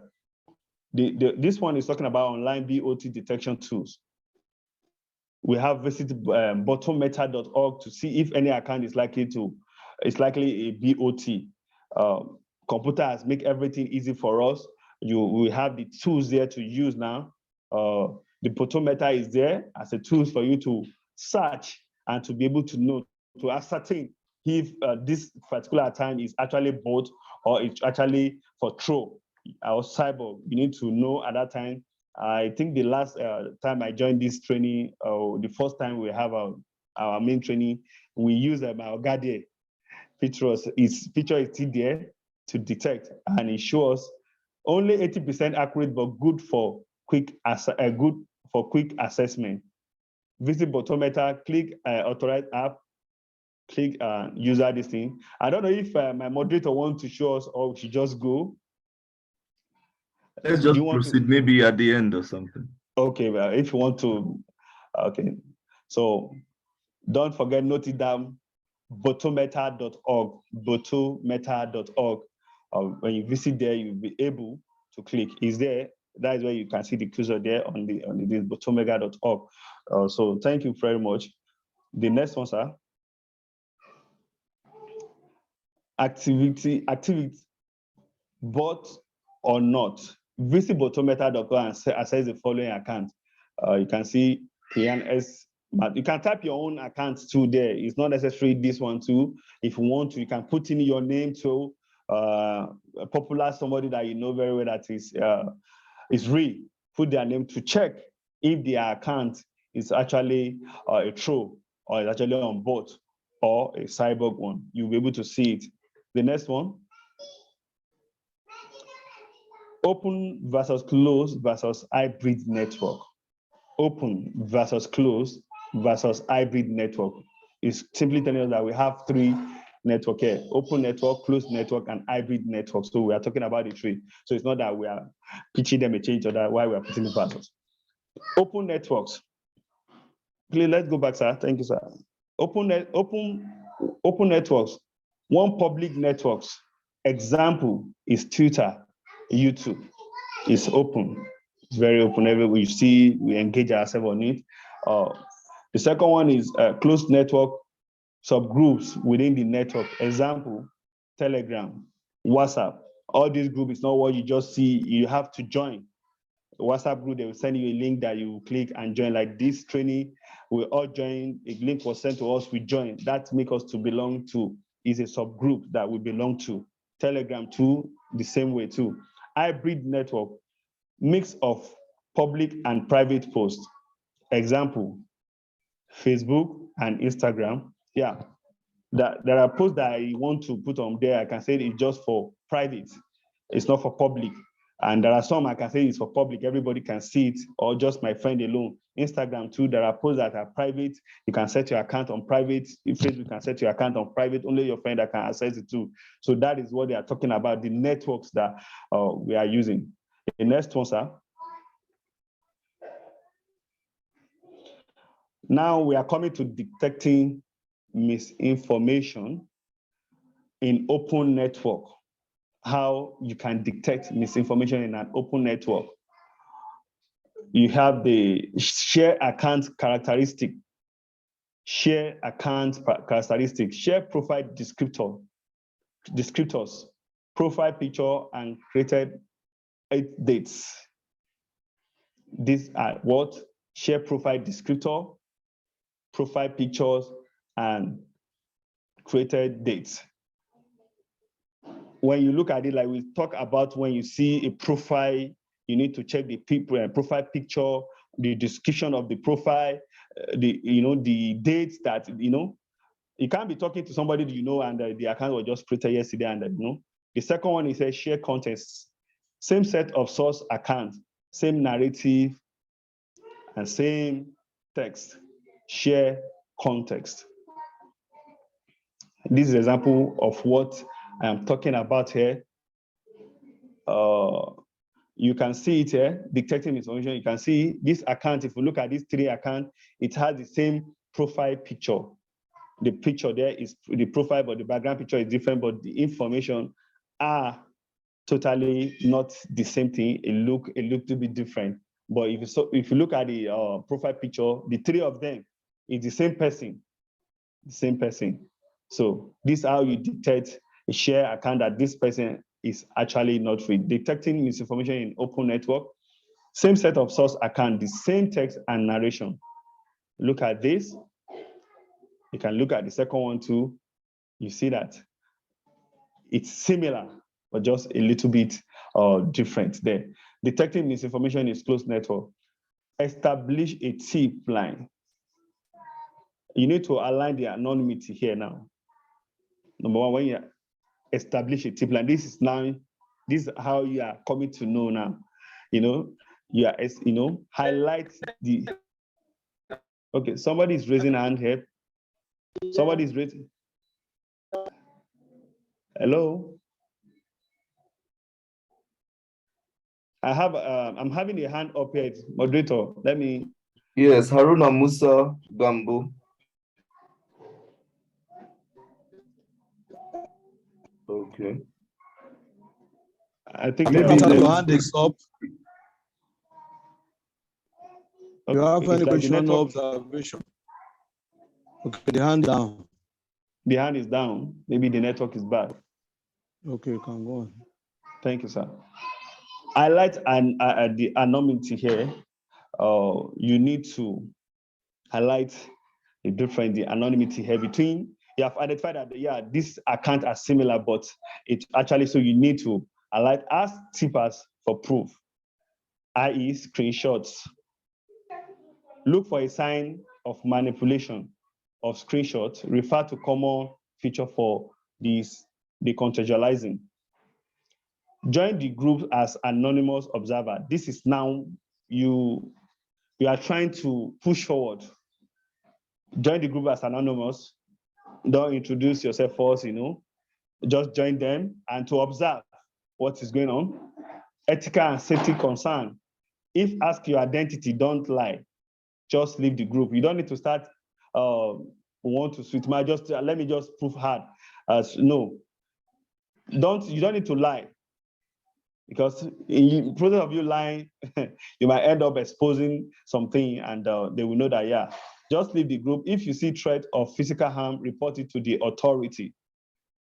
If you see any threat of physical harm, please report it to the authority. The next slide, please. Thank you. Causery, open source checks. Misinformation in SUCS method. SUCS is here already. Source, ubiquity, context, and second opinion. That is what SUCS method stands for. When the time is limited, follow 4 steps. Number 1 is source. Credibility of that news. The credibility. You need to go for the source. Ambiguity is the same information available elsewhere, or is it only maybe somehow there's a breaking news and you saw it on AIT. You need to check. Let me not say AIT, maybe NT. You need to come up and check on other channels. Because if it's a breaking news, you will all see it across. Everything will go randomly. So you need check elsewhere if the same information is there, the date, the signs of editing, second opinion, fact-checking website.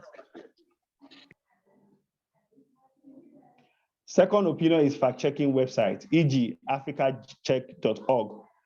These are places that you can check if news is actually genuine or fake.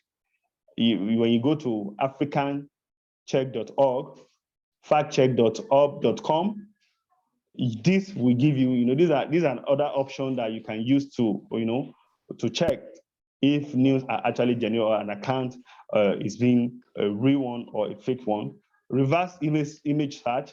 My Ogade, I think it will take us through this. Reverse image search is actually another method to confirm if hello? Hello?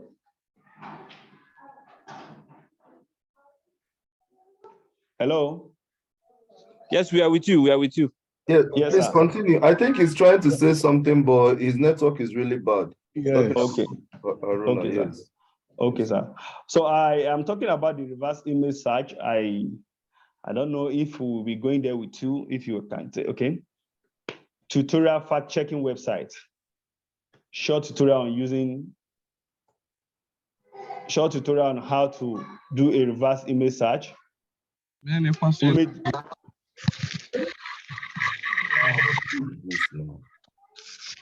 Can't we mute that guy? Yeah? Thank What you. is the name? Image Google. Hello, can I proceed? Yes, please proceed. All right. Yeah, proceed, please. Proceed. Tutorial reverse image search. That is the way we are now. Short tutorial on how to do reverse image search. Image.google.com. You upload an image. That is what you click on your Chrome and or your Google. You click image.google.com and it takes you to upload an image. Then check to see where that image appear on the internet. My guy here, my moderator here, I think last time put my name or somebody's name to check this. Maybe we'll go back there later to review on that. This section 3. Before we proceed, I would like to know if anybody have anything to contribute on the last section, or you have anything you are not clear with, so that we can review it together. Are we all clear? Hello? Yes, sir. Are we all clear? In regard to, is it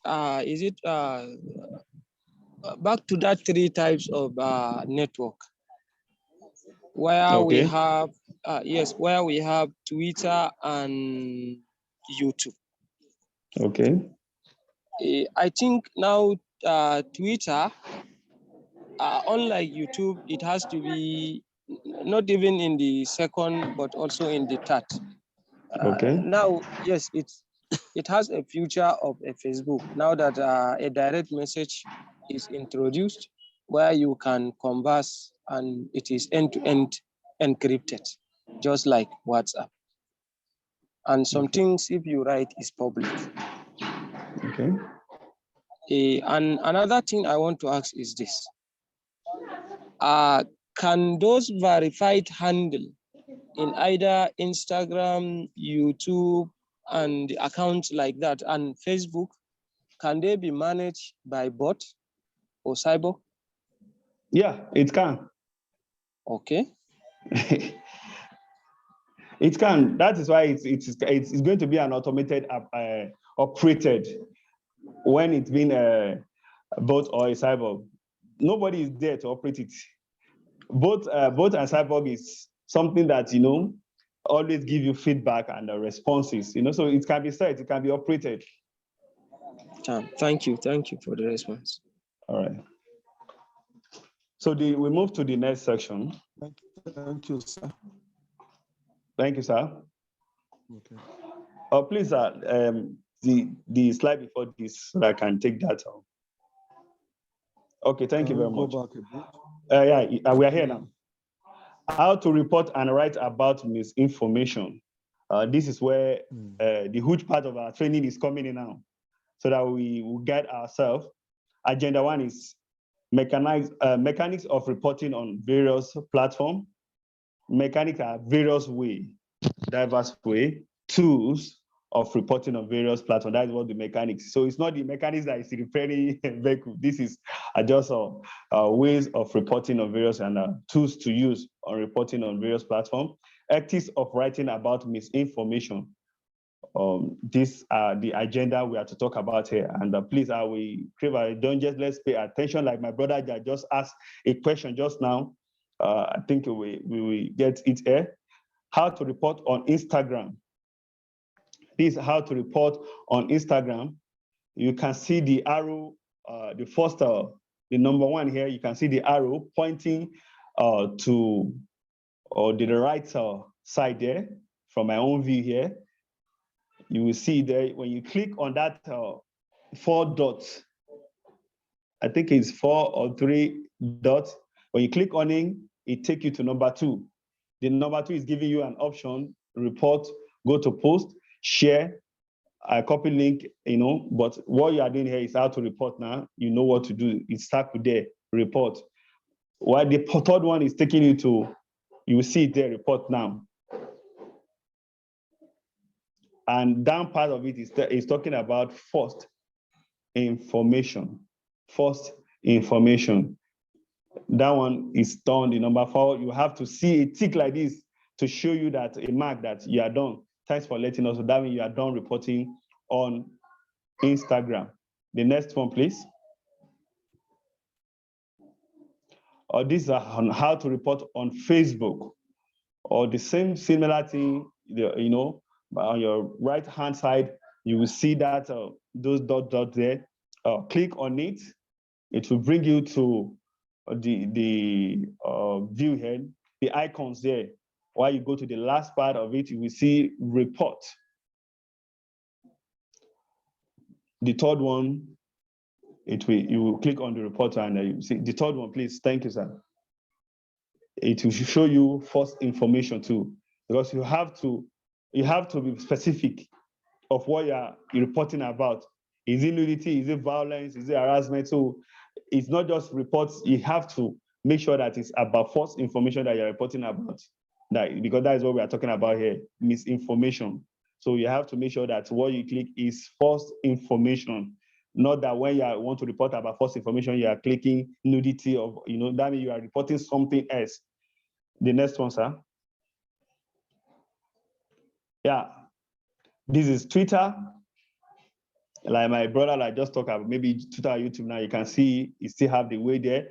The same thing, you click on so by the right hand there, you see where the arrow is going. You click on it. It says you should report a tweet. You go to the second one. You can see the information there. Gather information, you just, to report the information. Then the third one too, you saw it here, how it's about say doing this. You read through them and click the one you want to report, talk about. It sounds like you want to make a report for platform manipulation and spam. Yes, you click yes, continue. It's all there. So that you won't click on the wrong segment of reporting. This is on Twitter. This is on YouTube. YouTube, you can see there too. All of them are just at the right hand too. They are all there at the right hand. It's there. The 4 dots are there. Just click on it. It will take you to the icon here. You can see this report icon is having flag. A report, you click on it, and it will give you the icon here. It is sexual content that violates, so you need to click the appropriate one you want to report. And the last one, which is the 4th one, is saying report. After you have clicked what you want to report about, you now click on the report. Then it takes you there.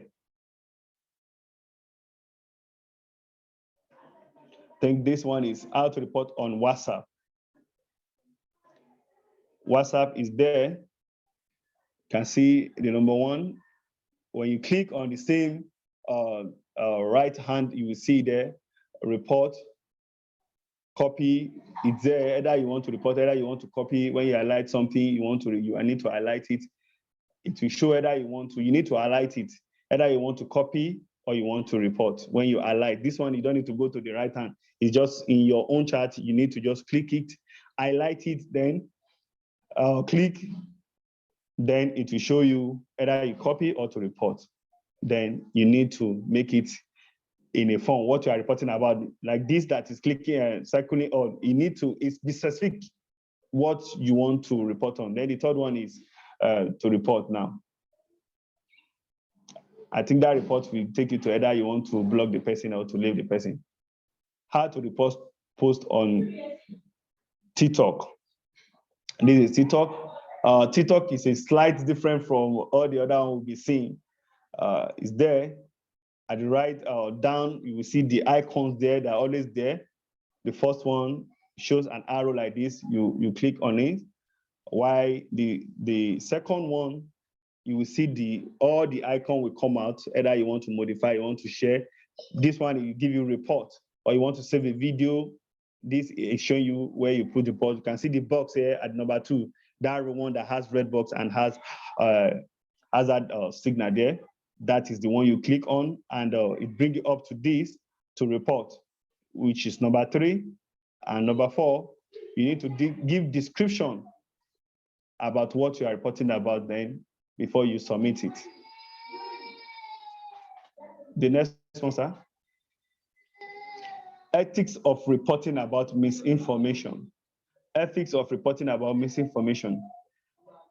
Assess whether a tipping point has been reached.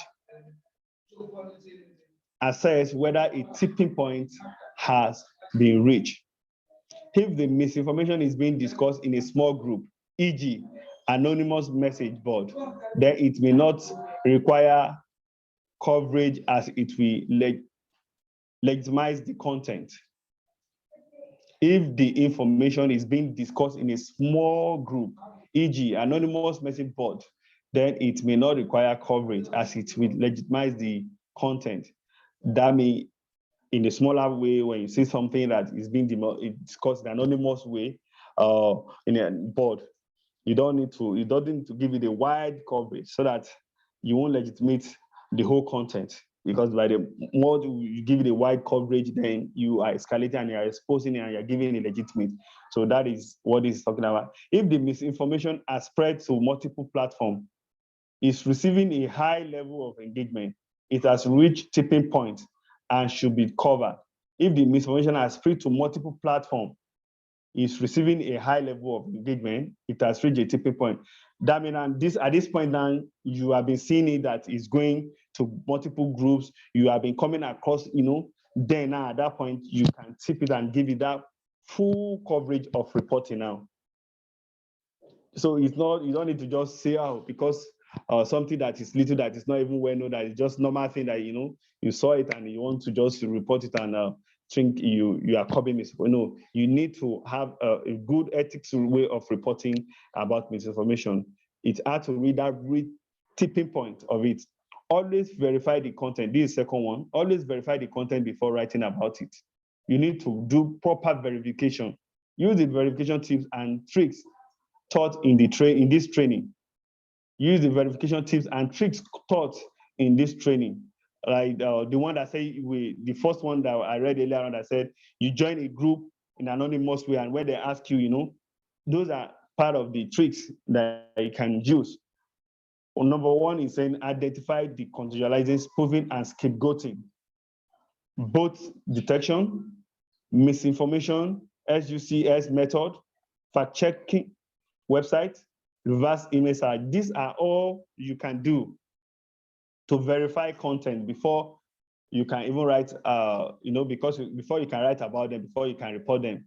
Use the verification tools and trick talks in this training. Number 1 is identify this contextualizing, spoofing, and scapegoating. Both detection, the tools is there. Botometer, I said it, botometer.org is there. That is both detection, misinformation, SUCS method, fact-checking website, reverse image search. The next one, sir. Don't inflate the importance of a single example. Not all problematic content is part of a widespread coordinated misinformation campaign.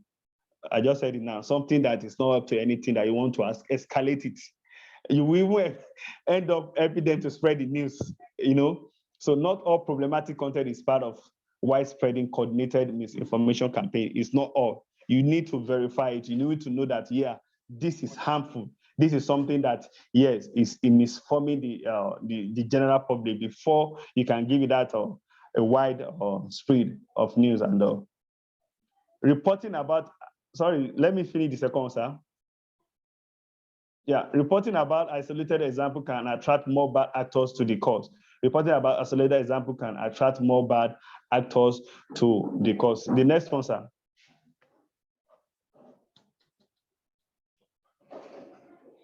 Headlines matter, especially on social media. The headline is often the only thing people see. That means your caption, your headlines, it really matter because it's what actually people will see first before they will click the news or they want to go into the details too. And I think that is why what we read earlier on about headlines, one of the way to from spoofing and, when you see the headline too, you will know that, oh, breaking news, social thing. Avoid amplifying false claim by focusing on the truth rather than describing misleading details. Avoid amplifying false claim by focusing on the truth rather than describing the misleading details. Avoid headline that repeats misinformation or frame it as a question. These are things that we need to take note of as journalists. Number one, I will take it again, especially on social media, the headline is often the only thing people see. Avoid amplifying false claim by focusing on the truth rather than describe misleading details. Avoid headlines that repeat misinformation or frame it as a question. The next one, sir. 5. Don't embed image, videos, and links of problematic content.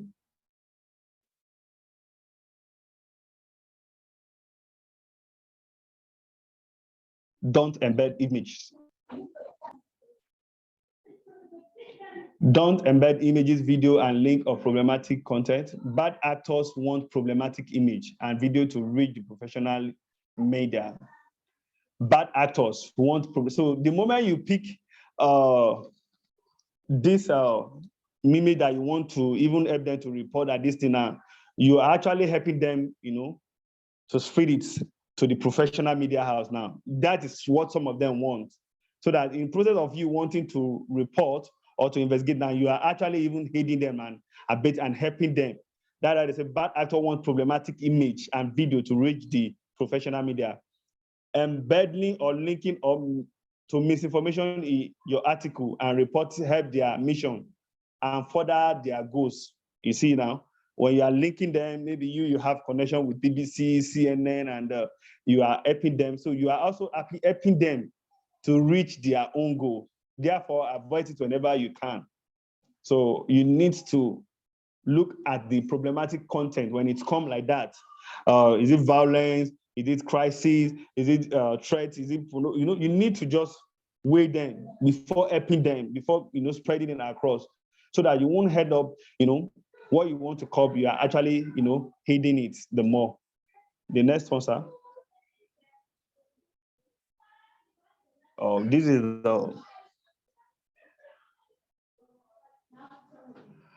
the last section.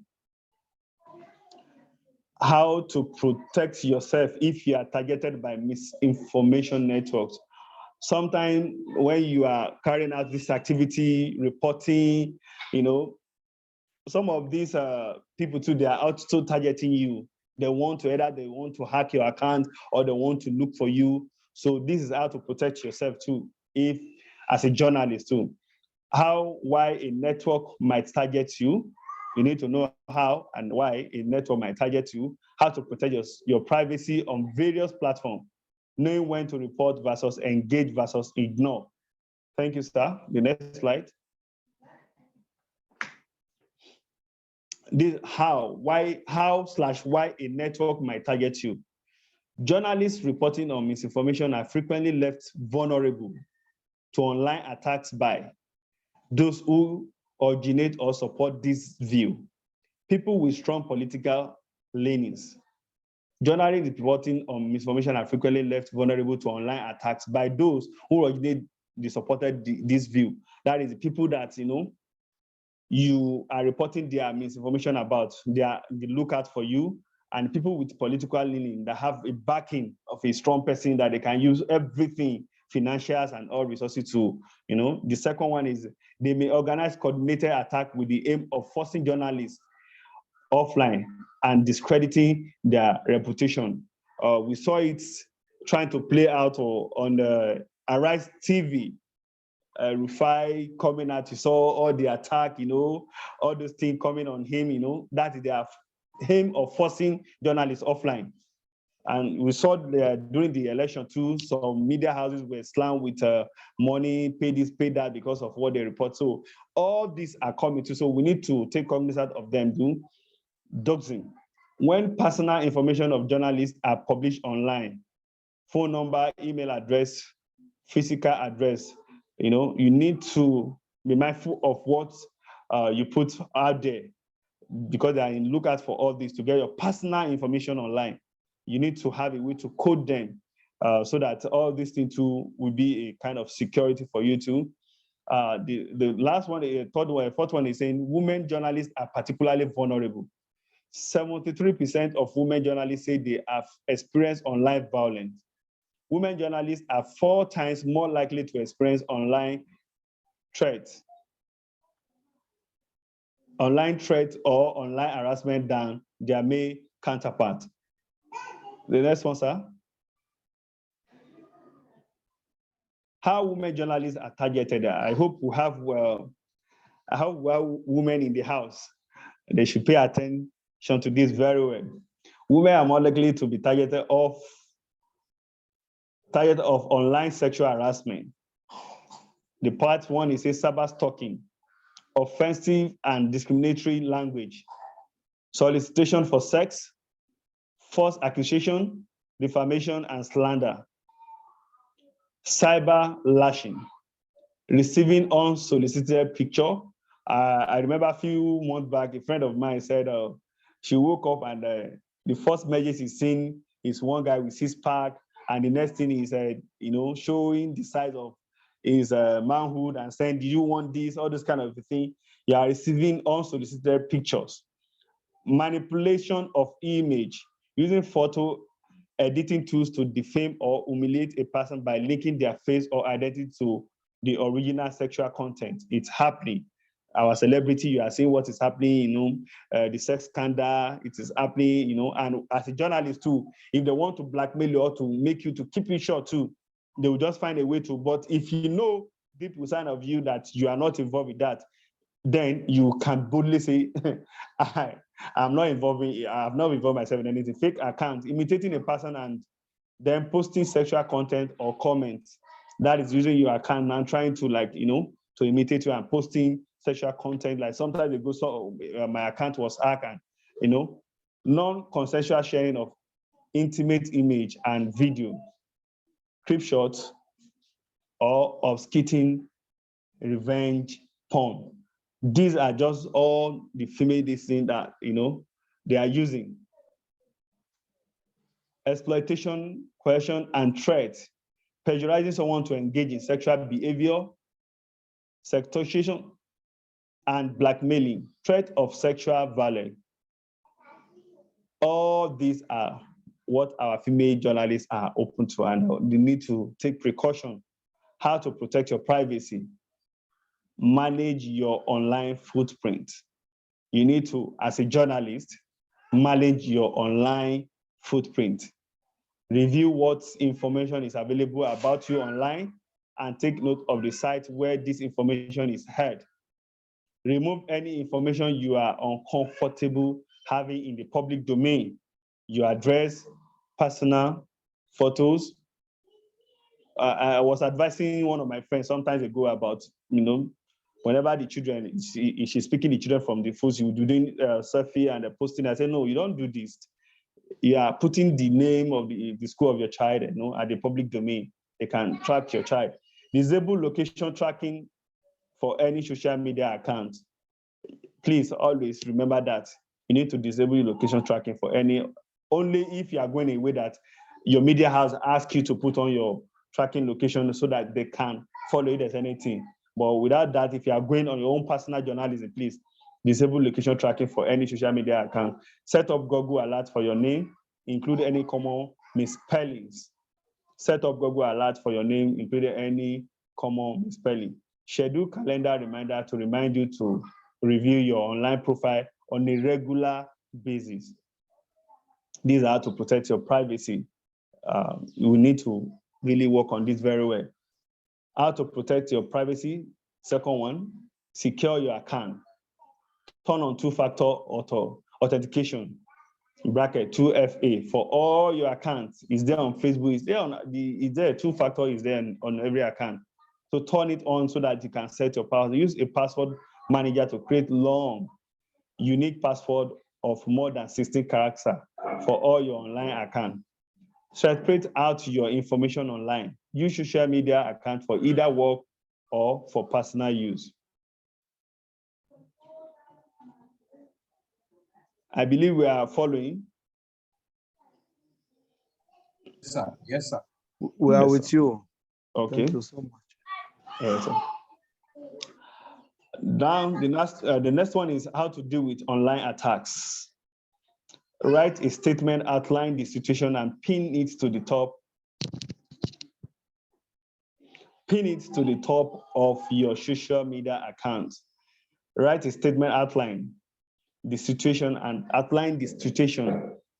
pin it to the top of your social media account so that people will see it, so that they will know, it won't be as if, and you yourself, you always take cognizance of it too. Take screenshot of the abuse, including the offensive message or image, the date, the time, and the name or the handle of the harasser. Please, while you're taking all this, you need to know how to deal with them. It's not just a verbal or open confrontation. You need to do a screenshot of the abuse, including the offensive message, because some people, they can do this and just before you know, the next minute it's offline. So you need to screenshot it first, so that when you are doing that, you'll be able to investigate. Consider blocking or muting account that are harassing you. Consider disabling replies on Twitter. Is there on Twitter? You can disable the reply. Only people you follow will be able to reply to your tweet, so that someone that's harassing will not come and just tweet anyhow or harass you there. Once the attack has died down, you may want to ascertain who was behind it and their motive for targeting you.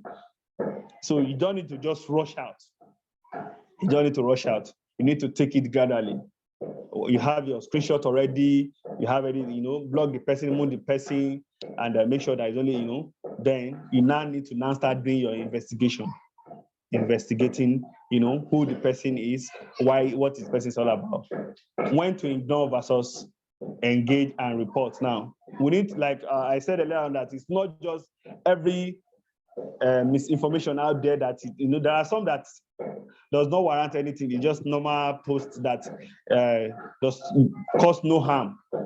So when to ignore versus engage versus report, you need to know when to ignore and when to engage and when to report. Now, reply to those who are harassing you can often antagonize the situation. They are likely to increase the amount of online abuse if you respond to them. That is, if you are responding to them, they are likely to increase the amount of online abuse if you respond to them. Ignore abusive messages, posts that contain suspicious link or ask instruction question. You need to ignore that contains suspicious link or ask any intrusive question. Example, phishing, attempt with fake link. People pretend to be a reputable company / contact in order to get you to reveal personal information, such as your phone number, bank account detail, etc. You need to be very conscious of that. Engage only with trusted source. You need to go with the reliable source, this trusted one. People you have verified, you are comfortable with that, yeah, this is a reliable source. Those are the ones that you need to engage with. Report, post and user that threat or harass you. Post report post and user that threaten or harass you. At this point now, you don't need to start to say, I can handle it, I can, let me still keep it, no, report it if you are certain about it, and you will follow up. Report post and user that threaten or harass you. Go straight, we have gone through this thing. This is a post-training survey. I think I filled my own. Sir, are we all to feed this? Yes, you have done justice to the paper, and this is the post-training survey for the participants. Okay, sir. Thank you very much. Thank you very much, Chairman.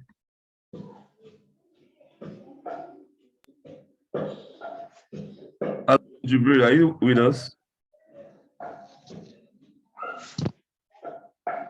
Okay. Hello, everyone. Hello, sir. Hello, sir. Yes. Hello, hi, sir. Hi, sir. Hello, sir.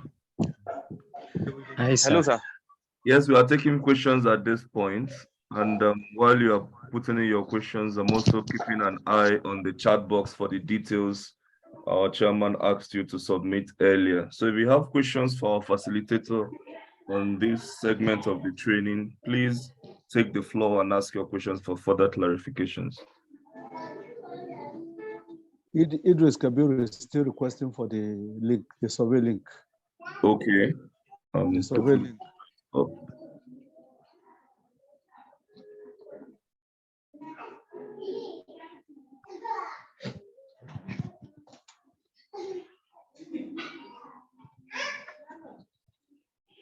And to our participant, I want to say I'm sorry for maybe I'm rushing. I'm working with time. I work with my. You are another. So very seriously. I work with just my 1 hour. I was checking my time. I have another time ahead. I'm just checking the time. Exactly. So Thanks so much. All right, sir. Questions, please. Participants' questions.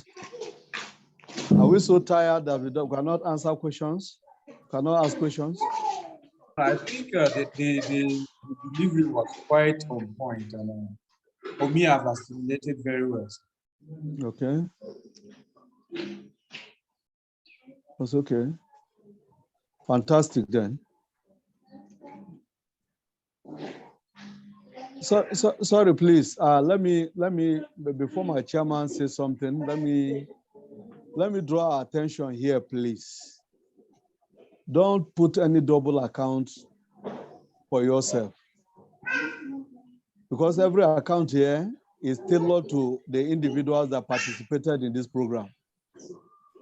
You may stand to lose your benefit if we discover anything that is not normal. Take note of that, please. Question?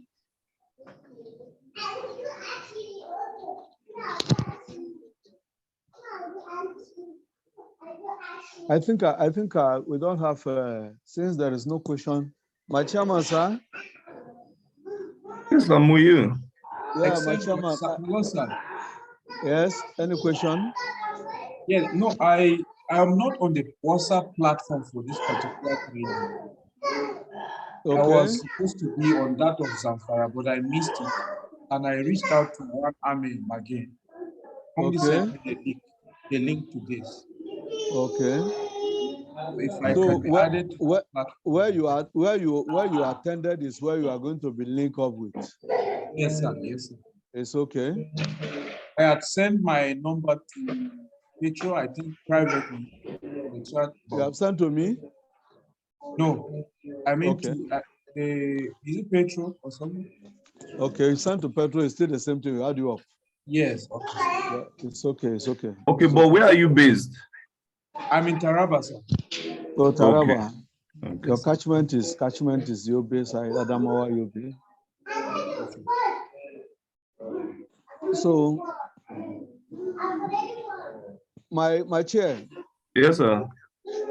We don't. I think we have exhausted our documentary on YouTube. We have seen. Yes. Why Yes, what's that? let's encourage them to fill the feedback form.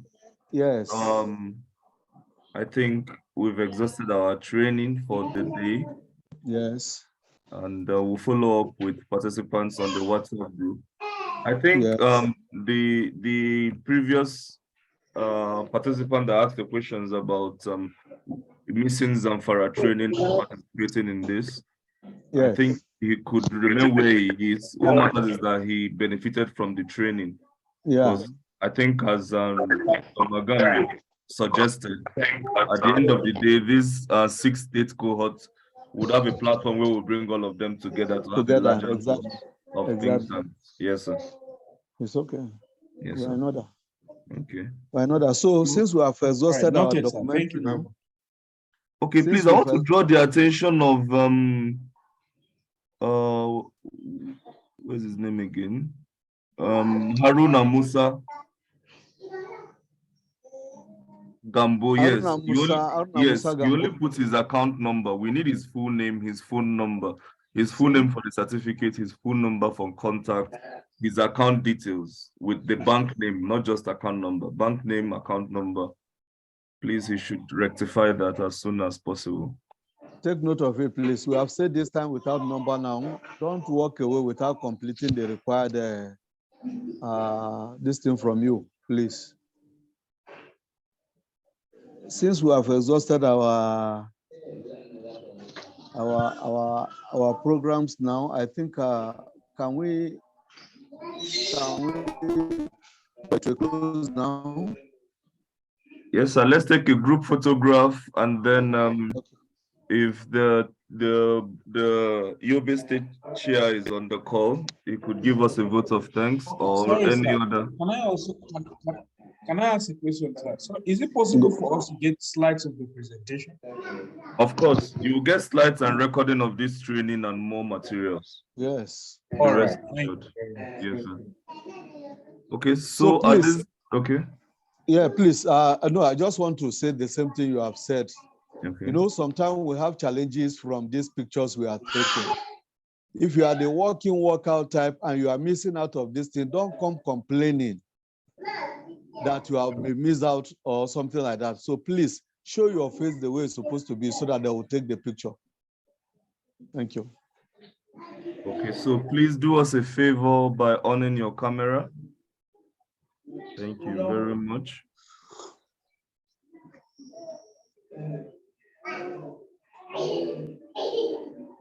Okay, Yunus Aliyu, Ishaku, Bafar, Jamila, Rose, Ibrahim.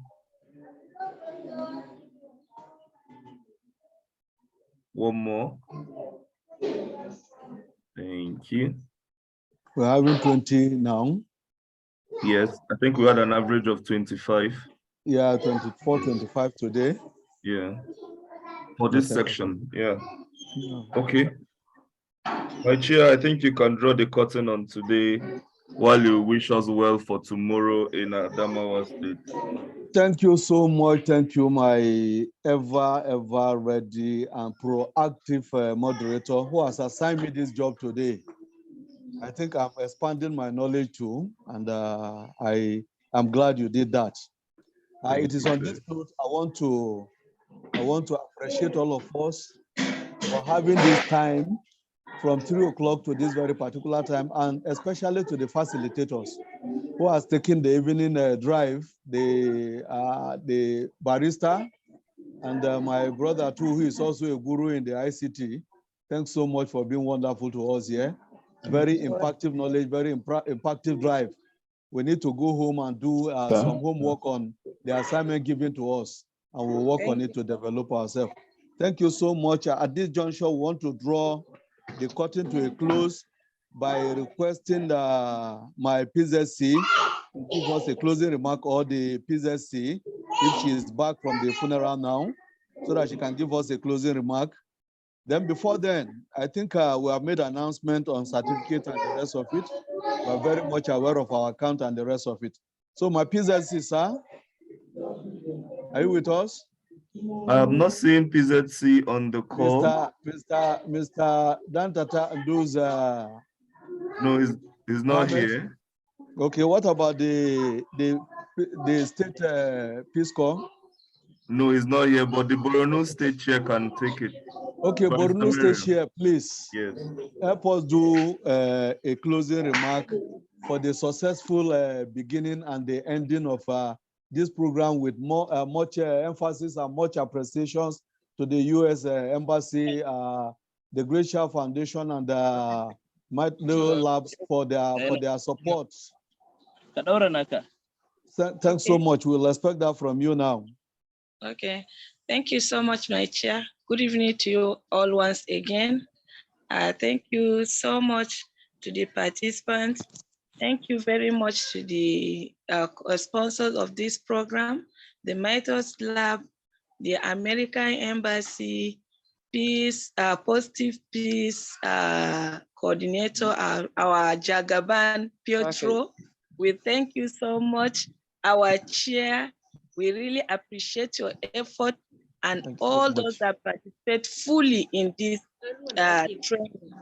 We thank everybody for your time and the patience obtained through all these times from 3 p.m. to now 6 that we are closing the program. Thank you so much. I wish us a successful day out. Thank you so much, sir. Thank you so much, State Peace Coordinator, for that wonderful one. I think on this note, my chair. Yes, sir. Say something to us now. They say you are the Jagabano. So I'm not the Jagabano. Now I call him the Jagaban. It's been a wonderful outing. It's been a wonderful outing. Yes. All hands have been on deck and it's been awesome.